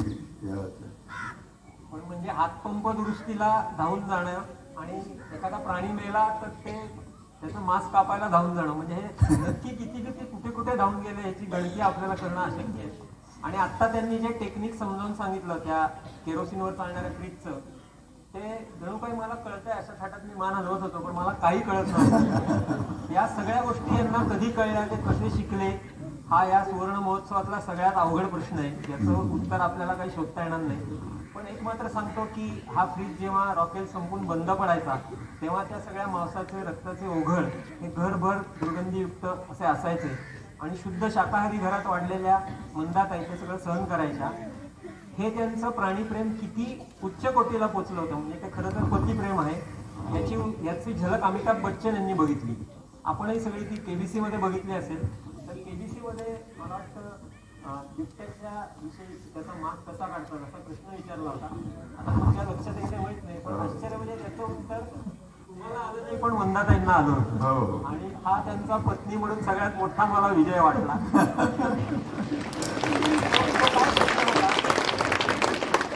प्रत्येक बिबट्या कसा ओळखतात असं त्यांनी विचारलं होतं. त्यांनी त्याला 4 हे दिले होते, पर्याय दिले होते. पर्याय असतात ना 4. एक त्यांनी लिहिलं होतं स्पॉट्स, दुसरं लिहिलं होतं चुळे, पगमार आणि आणखीन काहीतरी एक पर्याय होता. तर हा म्हणत होता पगमार. मी म्हटलं नाही. तर मी म्हटलं की त्याचे जे स्पॉट्स आहे बिबट्याचे त्याच्यावरून बिबट्या ओळखला जातो की हा कोणता बिबट्या आहे. ती त्याची खूण असते की जसं जीन म्हणून आपण ओळखतो तसं त्या स्पॉटवरनं तो प्राणी ओळखला जातो. आणि हे मी कुठेतरी वाचलं होतं ऑलरेडी. याला मला म्हणे नाही पगमार, म्हणजे नाही यांचं दोघांचं तेव्हा थोडासा वाद झाला. पण मी पगमारचं उत्तर सांगितलं. आणि तेव्हा अमिताभ मला म्हणाले की इतकं तुम्हाला माहिती असेल तर मला वाटलं नाही प्राण्यांबद्दल. मला काही एवढं प्राण्यांबद्दल प्रेम नव्हतं. ते खरोखरच आश्चर्यकारक होतं. नाही नाही फिक्सिंग नसतं. एकही प्रश्न आम्हाला माहिती माहिती सांगत नाही. पण काय होतं समजा एखाद्या प्रश्नाचं आम्ही चुकीचं उत्तर दिलं तर अमिताभ म्हणतो लॉक करू घ्या, लॉक करू घ्या. तुम्हाला खात्री आहे का? आणि फोन फ्रेंडची पण सोय नव्हती, कारण यांनी बिबट्याविषयी कोणाला विचारलं असतं तर त्याची झोप उडाली असते रात्रभर. त्याला बिबट्याचीच नाईटमेअर्स पडली असती. पण एक खूप चांगला त्याचा परिणाम झाला. अमिताभ ट्विट केलं नंतर रात्री 12 वाजता परत जात होतो शूटिंगला की आज मी ज्या पर्सनली ट्विट केली तरी ते त्या ट्विटमुळे लोकांना कळलं. कारण ते ट्विट त्याचं जाहीर असतं. आम्ही तर सांगितलंच नसतं आज शूटिंग झालं 7 तारखेला प्रोग्राम म्हणजे 15 दिवसात. पण त्यांनी सांगितलं की आजच्या जी मी यांची कथा ऐकली की आजच्या दिवसात यानंतर मला दुसरा कुठलाच विचार करायला मला येऊ शकत नाही. इतका मी भारावून गेलेलो आहे. आणि यासाठी आम्ही 25 लाख जिंकले. माझे स्वतःचे 25 लाख मी बँक अकाउंट त्यांनी ही खूप मोठी गोष्ट होती. फक्त त्यांनी शॉर्ट शीटवर राहिली नंतर विचार लावला अकाउंट नंबर द्या आणि ते दुसऱ्या दिवशी त्यांनी ट्रान्सफर केले त्यांच्या ऑफिसने. आणि हे जे तुरंत जे येतं त्याला 3 महिने लागले. नाही ना तो सांगतो ना ॲक्शन करूया बँकेमध्ये बहुत सेफ येऊ गया त्याला कारण टॅक्स कापून वगैरे ते फॉर्मॅलिटी त्याला 3 महिने लागले. असेच अनेक महिने श्वाइत्झर कपोला इंडिया म्हणजे पोस्टल स्टॅम्प लागले. आणि त्यावेळी मंदाताईंनी खूप त्याचा विरोधी अंदाज केला होता की ते का आलं नसेल. मोनॅको नावाच्या देशाने पोस्टल स्टॅम्प काढला यांच्यावर, श्वाइत्झर कपोल ऑफ इंडिया असं यांना संबोधून. आणि तो स्टॅम्प यांच्यापर्यंत पोचलाच नाही बराच काळ. तर तेव्हा काय तुम्हाला म्हणजे असं म्हणाले की नॉर्मली स्टॅम्प हा मृत्यूनंतर काढतात. आपल्या देशात सगळं मेल्यावरच काढतात. तर मी म्हटलं की बहुतेक त्यांना वाटलं असेल हे मेले आहेत काय पाठवायचं कोण पाठवायचे फक्त आपण काढले संपलं. विकासने पत्र पाठवलं. विकासने मग त्यांनी 300 पत्र स्टॅम्प पाठवलं. नंतर परदेशांशी यांची जी इंटरॅक्शन झाली त्याची काही गमतीदार उदाहरण आहेत. 1-2 उदाहरणं आपण ऐकू आणि या कार्यक्रमाच्या शेवटाकडे येऊ. नाईलाजाने वेळाचा आदर करायचा असल्यामुळे या मोनॅको देशाचं सांगितलं या विनोदात एक मोठा पराक्रम दडलेला आहे. तो त्यांनाही माहिती नसणार आहे की एकतर खरोखर मृत्यूनंतर अशा गोष्टी होतात त्या त्यांना जिवंतपणीच मिळाल्या. हा मोठा मान आहे, अतिशय दुर्मिळ. एवढंच नाही तर अतिशय तरुण वयात हा स्टॅम्प त्यांच्यावर निघाला. म्हणजे वय फक्त 47-49 अशी होती. 47-49 असा उल्लेख मी केला. मगाशीच प्रकाश भाऊंच्या बोलण्यात आलं की ही 1 वर्ष सिनियर होती मला. प्रत्यक्ष वयाने 2 वर्ष सिनियर होत्या. पण विकास आणि प्रकाश यांचे जे बोडाले नावाचे प्रेमळ गुरुजी होते प्राथमिक शाळेतले, त्यांनी प्रकाशला चढवलं आणि विकास सिनियर असून दोघं एकाच वर्गात जावे म्हणून एका वर्गात घातलं. म्हणजे त्यामुळे त्यांची अंतर कमी झालं. खरं तर मंदा वहिनी या 2 वर्ष सिनियर आहेत. तर मी अनेकदा हे सांगितलेलं आहे, ज्यांनी ऐकलं नसेल त्यांच्यासाठी पुन्हा सांगतो की बायको सिनियर असण्यात नवरा सुपरस्टार होण्याचा काहीतरी संबंध आहे. कारण तुम्ही बघा, महात्मा गांधींपेक्षा कस्तुरबा गांधी 1 वर्षांनी मोठ्या, प्रकाश भाऊंपेक्षा मंदाताई 2 वर्षांनी मोठ्या, रॉजर फेडरर पेक्षा मिल्का फेडरर 3 वर्षांनी मोठी आणि सचिन तेंडुलकर पेक्षा अंजली 4 वर्षांनी मोठी. त्यामुळे या सिनियर बायकांमध्ये आपण दुसरा मगाशी कोणी उल्लेख केला की अमेरिकेचा व्हिसा आला नाही, तर तेव्हा त्यांनी माफी मागून सांगितलं की आम्ही तुम्हाला व्हिसा देऊ, तुम्ही येऊन घेऊन जा. त्यावेळी तुम्ही त्यांना काय उत्तर दिलं? अमेरिकन कॉन्सुलेटला एवढा बाणेदार उत्तर देणारे भारतीय पहिले. तिथे काय असतं की फार वेळ कमी असतो. तुम्हाला टोकन देतात ते आणि मग काउंटर असतात, ते पुकारा होता. तर आम्ही असंच गेलो होतो आणि ते पत्र होतं, बाकी इन्कम टॅक्स कधी भरला नाही म्हणून पेपर्स होते. नॉर्मली लोक असे पैसे घेऊन जातात. त्यांना असं म्हटलं आम्ही की याला जायचं, व्हिसा पाहिजे अमेरिकेला. तर मग तुम्हाला असं बघितल्यावर त्याने असं तुच्छ नाही, हे खरं म्हणजे इंडियन असतो बरोबर, साऊथ इंडियन होतं. म्हणाले अमेरिकेला जायला किती खर्च येतो माहिती आहे का तुम्हाला? मी म्हटलं ह्या पत्रात लिहिलं आहे, त्यांनी बोलवलं आहे चीफ गेस्ट म्हणून, ते त्याचं सगळं खर्च करणार, तिची आमची सोय करणार आहे. ते नाही म्हणले तुम्हाला इन्कम कमी आहे तुमचं, तुमचे इन्कम टॅक्स पेपर नाही, त्यामुळे रिजेक्टेड म्हणून त्यांनी आम्हाला 2च मिनिटात करणार. म्हणजे आर्ग्युमेंट करायला चान्स नव्हता. आमचे मित्र मिलिंद सरोवर होते बाहेर, कारण तिथे ते सिक्युरिटीसाठी आपल्याला काही देऊ देत नाही, घड्याळ नाही फोन नाही. तो बाहेर उभा होता आणि हा दोघं हसत आलो होतो. त्याला म्हटलं काम झालं असेल तर तुम्हाला जरी झालं तुमचं काम झालं नाही, रिजेक्ट झालं. झालं म्हटल्यानंतर त्याला राग आला. काही पत्रकारांना त्यांनी ठरवलं. तर लोकसत्ता महाराष्ट्रात तर ठीक आहे, मराठी होतं, पण मुंबईचं ते आहे ना काय ते मिरर वगैरे English local paper, Mumbai mirror, तर त्याचा प्रत्येक दुसऱ्या दिवशी रविवारची गोष्ट होती. शनिवारी नाही रिजेक्ट केलं, रविवारी बातमी आली चौकटीमध्ये की प्रकाश आमटे यांचं विसर रिजेक्ट झाला, म्हणला आमच्या इथं. मग प्रकाश आमटे कोणते दुसरी छोटी चौकात हे काय हे मिळालं ते मिळालं, पद्मश्री मिळालं वगैरे. आणि मग आम्ही काय करतो की आम्ही सोमवारचं तिकीट होतं, प्रिपोज केला. तर राहून काय करायचं, नाही व्हिसा म्हटल्यावर आपलं त्याचं पासपोर्ट मी मिलिंदकडेच ठेवले होते, कारण कॅनडाचा व्हिसा विदाऊट इंटरव्ह्यू मिळतो.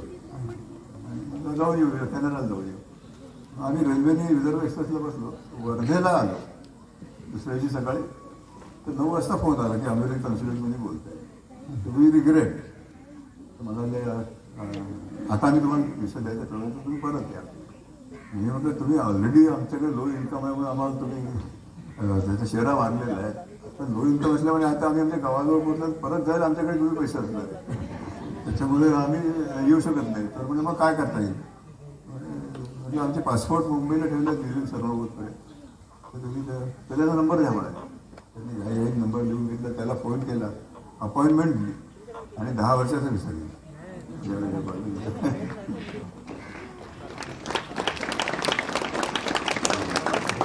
भाऊंना एकदा अनेक त्यांना मान सन्मान मिळाले, पण एकदा बोगस डॉक्टर ही पण पदवी त्यांना मिळाली होती. तर त्याचा किस्सा थोडक्यात आपण मंदा ताईंकडून ऐकू. असं काय होतं की आपल्याला काही सगळ्या विषयाचं ज्ञान नसतं, त्यामुळे आम्ही काय केलं की पुस्तक आणून ठेवले. एखादी केस आली नाही समजलं तर आम्ही पुस्तक वाचायचं दोघे जण, आणि मग आपापसात डिस्कशन करून म्हणजे ट्रीटमेंट ठरवायचं. तर काही जणांनी बघितलं असेल की हे पुस्तकं वाचतात वगैरे म्हणून. कोणी कंप्लेंट केली ते माहीत नाही आम्हाला, पण काही दिवसांनी पत्र आलं की तुम्ही बोगस डॉक्टर नाही, हे डॉक्टर प्रकाश आमट्यांनी पत्र आलं की सिद्ध करा. तर मग मला खूप आनंद झाला. म्हणजे बघ तुला बोगस डॉक्टर म्हणून आलं, मला काही आलं नाही, त्यामुळे मी खरी डॉक्टर आहे त्याचं म्हटलं. पण मला हे वाचल्यावर खरोखर याचाही एक खूप वेगळा अर्थ जाणवला की हे सिन्सिअरली प्रत्येक केस आल्यानंतर पुस्तकं वाचून अभ्यास करून ती ट्रीट करायचे. असं तथाकथित शहरी यशस्वी डॉक्टर करतात की नाही मला माहिती नाही, मी जास्त बोलू शकत नाही, कारण पाण्यात राहून माशाशी वेळ करणं बरोबर नाही. पण त्यामुळेच हे बोगस डॉक्टर ठरले असावे. जो डॉक्टर अभ्यास करत नाही, एकदा शिक्का बसल्यानंतर फक्त आपलं पदवी कंटिन्यू व्हावी म्हणून जे कंपल्सरी CMEs असतात त्या अटेंड करतो आणि त्यात सुद्धा फक्त क्रेडिटावर सर्टिफिकेट मिळवण्यापुरता जातो, त्या तुलनेत हे बोगस डॉक्टर्स ठरतात. पण विनोदाचा भाग जाऊ देत, अनेक मानसन्मान त्यांना मिळाले. पद्मश्रीचा उल्लेख आता त्यांच्या बोलण्यात आला. मॅक्सेसे अवॉर्डही त्यांना मिळालेले आहेत. सगळ्यात मला वाटतं सगळ्यात पहिला अवॉर्ड कुसुमाग्रजांनी दिला. हां, तो नॅशनल अवॉर्ड होतो कुसुमाग्रज प्रतिष्ठानचं. त्यांना खरं त्यांचं प्रेमच होतं. त्यांची घरी माझी भेट नव्हती, पण थोडंफार त्यांच्या कानावर गेलं तर आदिवासींबद्दल त्यांना प्रेम असतं, त्यांच्यासाठी काम करणारे ते. त्यांचं जेव्हा त्यांना कुठलं तरी अवॉर्ड मिळालं होतं त्याचा त्यांनी ट्रस्ट केला. ज्ञानपीठ अवॉर्ड मिळाला त्याचा त्यांनी ट्रस्ट केला होता आणि त्या ट्रस्टवरती ते आणि पहिल्या अवॉर्डसाठी 5 क्षेत्रात होते यांनी आम्हाला. पण या दोघांना मिळालेलं सगळ्यात मोठं अवॉर्ड वेगळंच आहे, त्याविषयी कार्यक्रमाच्या शेवटी आपण ऐकू. पण तत्पूर्वी हा सर्वांनाच विचारला जाणारा प्रश्न आहे, पण त्याचं उत्तर तुमच्याकडनं मिळणं हे खरंच खूप विशेष असणार आहे. कारण तुमच्या मनात जे असेल ते असू शकणारी व्यक्ती मला तरी आत्ता माहिती नाही, किंवा दंपती, की या सुवर्ण महोत्सव क्षणी तुम्ही सगळ्या समाजाला काय संदेश द्याल?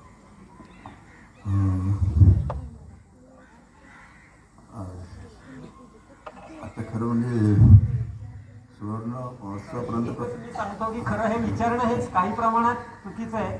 कारण आपण यांना बघून, यांचं काम बघून जर आपल्याला काही संदेश घेता आला नाही तर आपल्यासारखे करंट आहे आपणच. पण तरी आपल्यालाही कळणार नाही अशी एखादी गोष्ट. मी सांगतो, मी संदेश देत नाही नॉर्मली, फक्त माझं उदाहरण देतो की बाबांनी जर एक्सपोजर ज्याला माहिती आहे, बाबांनी आपण काय की संपन्नता बघतो नाही आणि तिथेच कॉम्पिटिशन असते आपली. बाबा हा वेगळाच माणूस होता, शतकामध्ये एखादाच होईल असेल, त्याला जाणीवपूर्वक असं दाखवायची इच्छा झाली. आनंदवन चांगलं झालं असताना काही कारण नसताना तिथे कोणाचं निमंत्रण नाही, तो एरिया कोणाला माहिती नाही. हे खरं विशेष की त्यांच्या डोक्यात एक असं आहे की आपल्या मुलांना हे दुसरं आयुष्य लागतं आणि त्याचा परिणाम झाला. म्हणजे एक्सपोजर जेव्हा आपण शहरात असतो, आपण सगळं आपलं जीवन चांगल्या तरीने जगतो, त्यावेळेला जाणीवपूर्वक तरुणांनी आता झालं खरं म्हणजे NSS वगैरे जे आहे त्याचीच परिस्थिती आहे. पण असं कुठेतरी जाऊन सामाजिक कार्य जे दीनदलितांसाठी करतात त्यावेळेला प्रत्येकाने असं ठेवलं कशाने आनंदवनला जाणं शक्य नाही. पण हे खूप महत्त्वाचं आहे की आपण आपल्या विश्वात लहानशा गोष्टीच्या तक्रारी करत असतो आणि ज्यांच्याकडे सर्वच गोष्टीचा अभाव आहे आणि ते आनंदाने जीवन जगतात. त्याच्यातलं एक मिळालं की ती ऊर्जा मिळते आपल्याला. तर हे सगळं खरं हा सार आहे आमच्या जीवनाचा. ते कपडे सोडले आम्ही, काही लाज वाटवते म्हणजे गांधी किंवा असं कोणी त्याला रिस्पॉन्सिबल नाही. नवीन बाळ आहे ते कुठेच पाय जळले, का जळले पाय? रात्री रडलं, आईने त्याला थंडी बाजूने म्हणून शिकवती आणि आपल्यामध्ये ठेवलं, खूप मिळाली दोन्ही बाजूनी. ती भूक लागली म्हणून रडलं असेल, आईला वाटलं थंडी बसते म्हणून आणि थोडंसं शिकवती पैसे जळलं, त्याची दोन्ही पाय जळले आणि पावलाचा कोळसा झाला. तर या पार्श्वभूमीवर आपण कपडे घाला, सूट घाला, कोट घाला आणि आपला गिल्ट कमी करण्यासाठी कपडे सोडले. ते बरोबर आहे भाग नाही. आता ते कपडे घालून आम्ही तसेच राहिलो. तर संदेश असा काय, साधं जीवन जगा, आपल्या समाजाची, आपल्या देशासाठी आपली काही जाणीव निर्माण होते, विज्ञानाचा आपण व्यक्त करायला. महिलांसाठी काही सांगायचं? महिलांनी खरं म्हणजे शिकायला पाहिजे. एक पिढी शिकली की दुसरी पिढी आपोआपच शिकते आणि सुसंस्कृत होते असं माझं मत आहे. त्यामुळे प्रत्येकाने आपल्या मुलीला शाळेत घालावं, आदिवासींनी असं माझं त्यांना सांगणं आहे. आणि बाकीच्याही लोकांनी आपल्या मुलींना उच्च शिक्षण देऊन चांगल्या तऱ्हेने त्यांना आपल्या पायावर उभं करावं असं मला वाटतं. खूप साधेपणाने त्यांनी सांगितलं आहे, पण त्याच्या मागे 50 वर्षाची तपश्चर्या आहे हे आपल्याला सगळ्यांना माहिती आहे. शेवटी मी त्यांचं जे सगळ्यात मोठा अवॉर्ड सांगणार आहे तत्पूर्वी एक छोटा खुलासा, खरोखरच छोटा, की मला माझी पात्रता नसताना एवढी मोठी संधी त्यांनी का दिली असा मी पण विचार करत होतो. मग आरशात बघितल्यावर माझ्या लक्षात आलं की अनेक प्राण्यांना त्यांनी जवळ केलंय, फक्त मला वाटतं उंदीर राहिला होता.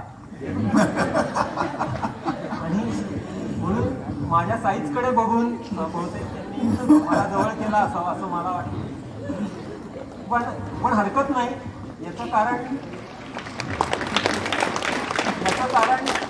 मानवतेपासून संगणकापर्यंत मूषक हेच माहितीचं वाहन राहिलेलं आहे. Knowledge has always been mouth driven. त्यामुळे आपण हे सांभाळून घ्याल अशी मला आशा आहे.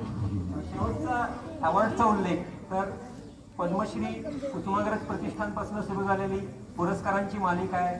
श्वाइत्झर कपल ऑफ इंडिया म्हणून स्टॅम्प आहे, त्यांच्यावर चित्रपट निघाला आहे आणि अर्थातच मॅक्सेसे अवॉर्ड आहे. पण त्यांचं सगळ्यात मोठा अवॉर्ड, सगळ्यात मोठा पुरस्कार म्हणजे दिगंत, अनघा, अनिकेत आणि समीक्षा यांचं असणं आणि यांचं त्यांच्या कामात सामील झालेलं असणं हे मला वाटतं तुम्हाला आणि त्याच्यामुळे आम्ही मुक्त झालो. त्यांनी आपण निर्णय घेतला, आमच्या मुलांनी घेतला आणि त्यांचे पार्टनर तर बाहेरचे होते. मी सांगतो, गमतीने सांगतो की आमचं लग्न हा अपघात होता. हिला काही माहिती नव्हतं लग्नाला गेल्यावर काय सहन करायचं. त्यांनी विचार करून पाहून निर्णय घेतला, दोघी सुना आमच्या, आणि तितक्याच निष्ठेने जे आपापल्या यजमानांबरोबर त्यांनी या संस्थेला बघून घेतलं. त्याच्यामुळे आम्ही असा एक आणखी सिनियर सिटीजनसाठी एक संदेश आहे की विचारल्याशिवाय सल्ला द्यायचा आम्ही ठरवलं आहे आणि ते तंतोतंत पाळतोय. तर या पिढीने गेल्या 15 वर्षात म्हणजे मॅक्सेसे अवॉर्ड नंतर प्रकाश वाटा आलं, त्याची माहिती आपल्या सगळ्यांना आहे. पण गेल्या 15 वर्षात या सुवर्ण महोत्सवाच्या जी 50 वर्ष आहेत त्यातली गेल्या 1.5 दशकात काय काय प्रगती केली त्याची मला अनिकेत आणि अनघांनी कळवलेली माहिती मी अगदी एकेका वाक्यात वाचून दाखवतो. साधना विद्यालय नेलगुंडा 2015 साली सुरू झाली. इंग्रजी माध्यमाची शाळा, 150 विद्यार्थी. आणि मला वाटतं ही शाळा त्यांच्या मागणीतून निर्माण. हे खूप महत्वाचं आहे की मुलांना न पाठवणारे पालक हे नंतर मागणी करायला लागले. साधना विद्यालय जिंजगाव इंग्रजी माध्यमाची प्राथमिक शाळा 2019 साली सुरू झाली, 100 विद्यार्थी. लोकबिरादरी प्रकल्प आर्ट स्कूल 2020-21 एलिमेंटरी आणि इंटरमिजिएट ड्रॉइंग 250 विद्यार्थी परीक्षा देतात. लोकबिरादरी प्रकल्प मेडिकल प्रवेश परीक्षेसाठी नीट सेंटर 2021 सालापासून.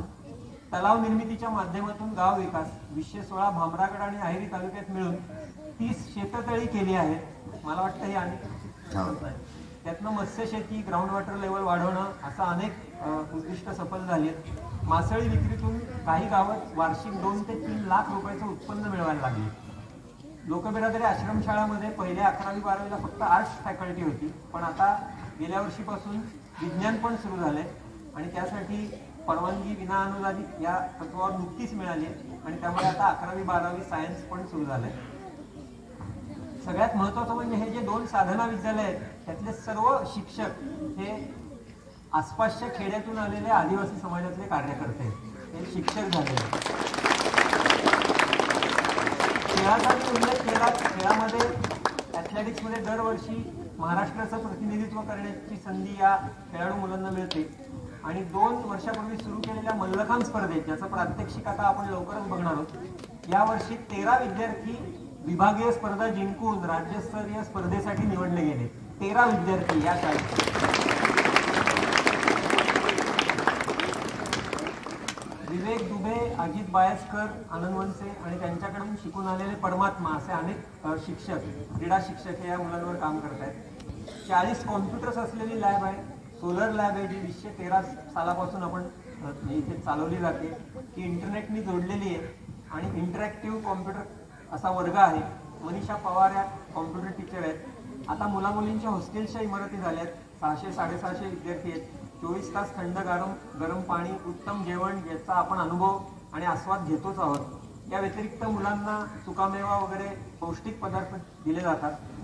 सुनंदन लेले यांनी नुकताच एक व्हिडिओ फेसबुकवर प्रदर्शित केला. त्यात आपण पाहिलं असेल की तासाला 1000 पोळ्या देणारं मशीन आता त्यांनी आणलेलं आहे.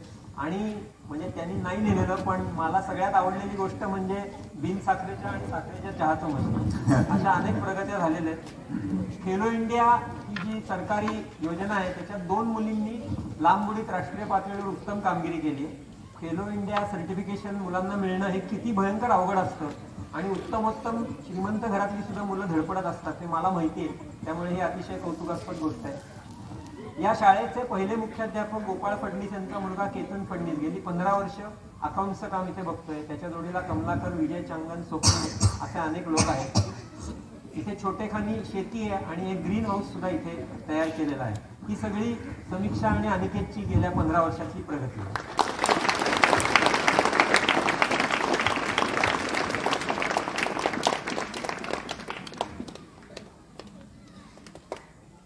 आता मेडिकल क्षेत्रातली प्रगती 2012 शेप म्हणजे स्कूल हेल्थ अवेअरनेस प्रोग्राम, ज्याचा शॉर्ट फॉर्म SHAPE असा होतो. 2014 नव्या हॉस्पिटलचं उद्घाटन. 2015 कम्युनिटी हेल्थ वर्कर्सचं ट्रेनिंग आणि लॅप्रोस्कोपिक सर्जरी कॅम्प हा सुरू झाला. 2016 नवीन हेल्थ सेंटर्सची सुरुवात आणि एंडोस्कोपीची सुरुवात. 2017 अँटीनेटल क्लिनिक्स इन व्हिलेजेस. 2020 नवीन PNC NICU. 2021 digital X-ray infertility camps आणि आयर्न लेडी नावाचा initiative. 2022 sickle cell anaemia survey, assistant nursing training programme. 2023 essay competition about menstruation related taboos, designated kangaroo feeding grounds आणि designated menstrual cup applications. ही बाबांनी जे लिहिलं होतं की थांबला न सूर्य कधी थांबली न धारा, तशी ही धारा सतत चालूच राहणार आहे. आणि याचा सर्वोच्च बिंदू आज मला हातात आला, त्याबद्दल मी समीक्षाचे आणि कन्हैयाचे मनापासून आभार मानतो. जर आपली परवानगी असेल तर कन्हैयाच्या कवितेने आपण या मुलाखतीचा शेवट करू. कन्हैया नरेंद्र मेश्राम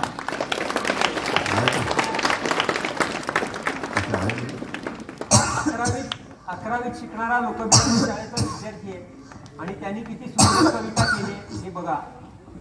तोच वाचून दाखवेल का मी दाखवतो म्हणून वाचशील का तू? वाचून दाखव.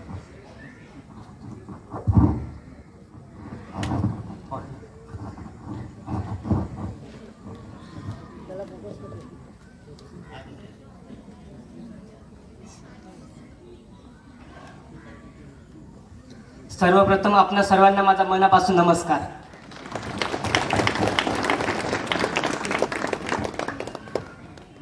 तुमच्यापैकी तर एकाला प्रश्न केला लोकबिरादरी काय आहे. प्रत्येकाने आपापला मत मांडले, जसं वाटेल तसं कोणीही चुकणार नाही. तसंच मी माझे मत मांडलं. फक्त फरक एवढा आहे, ती एक कवीची भाषा आहे. माझी लोक बिरादरी मला भासे स्वर्गा परी. माझी लोक बिरादरी मला भासे स्वर्गा परी. पाना फुलांनी सजली माझी लोक बिरादरी. पाना फुलांनी सजली माझी लोक बिरादरी. येई चाहुल ऋतूची काळ्या मातीच्या अंतरी. येई चाहुल ऋतूची काळ्या मातीच्या अंतरी. काळ्या मातीत शोभते माझी लोक बिरादरी. काळ्या मातीत शोभते माझी लोक बिरादरी. रानातल्या कोकिळेची वाजे मोहक बासरी. रानातल्या कोकिळेची वाजे मोहक बासरी. डोंगर पायथ्याशी वसली माझी लोक बिरादरी. डोंगर पायथ्याशी वसली माझी लोक बिरादरी. किती उसळती लाटा त्या थांग सागरी. किती उसळती लाटा त्या थांग सागरी. नाव बहरेल अंबरी जेव्हा लोक बिरादरी. नाव बहरेल अंबरी जेव्हा लोक बिरादरी. माझी लोक बिरादरी मला भासे स्वर्गा परी. माझी लोक बिरादरी मला भासे स्वर्गा परी. पाना फुलांनी सजली माझी लोक बिरादरी. काळ्या मातीत शोभते माझी लोक बिरादरी. डोंगर पायथ्याशी वसली माझी लोक बिरादरी. धन्यवाद.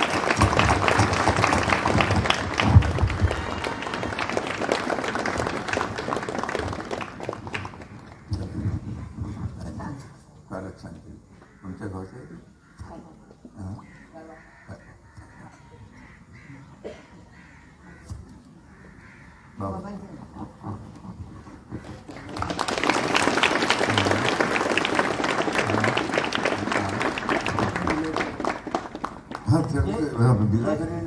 जे नाव आपण अनेकदा या कवितेचे बाबांना कसं नाव कोणी दिलं होतं कसं सुचलं असेल बाबांना. बाबांना महारोगी सेवा समिती हे आपलं खरं संस्थेचं नाव आहे रजिस्टर्ड, पण हे आपण लेबल केल्यासारखं झालं आणि त्यावेळेला अर्थात ते गरजेचं होतं लोकांना कळावं म्हणून. आता तर आपल्याला हा शब्द उच्चारण सुद्धा गुन्हा आहे, दिव्यांग म्हणा किंवा डिफरंटली एबल म्हणतात. तर त्यामुळे बाबांनी महारोगी समितीला आनंद म्हणून पुढे आणलं, जगामध्ये ते आनंद म्हणून प्रसिद्ध झालं. जेव्हा हे सुरू करायचं ठरवलं त्यांनी, बिरादरी म्हणजे बंधुभाव, उगीच आदिवासी सेवा समिती किंवा असं काही करण्यापेक्षा त्याला सर्व लोकांचा हा बंधुभाव आहे किंवा पीपल्स ब्रदरहूड प्रोजेक्ट असं म्हणून बाबांनी हे नाव ठेवलं आणि ते खरंच सार्थ झालं आहे. फक्त बाबांनी त्यावेळेला माहीत नव्हतं की प्राणी सोडून त्यात येते. खूप खूप धन्यवाद सर्वांना.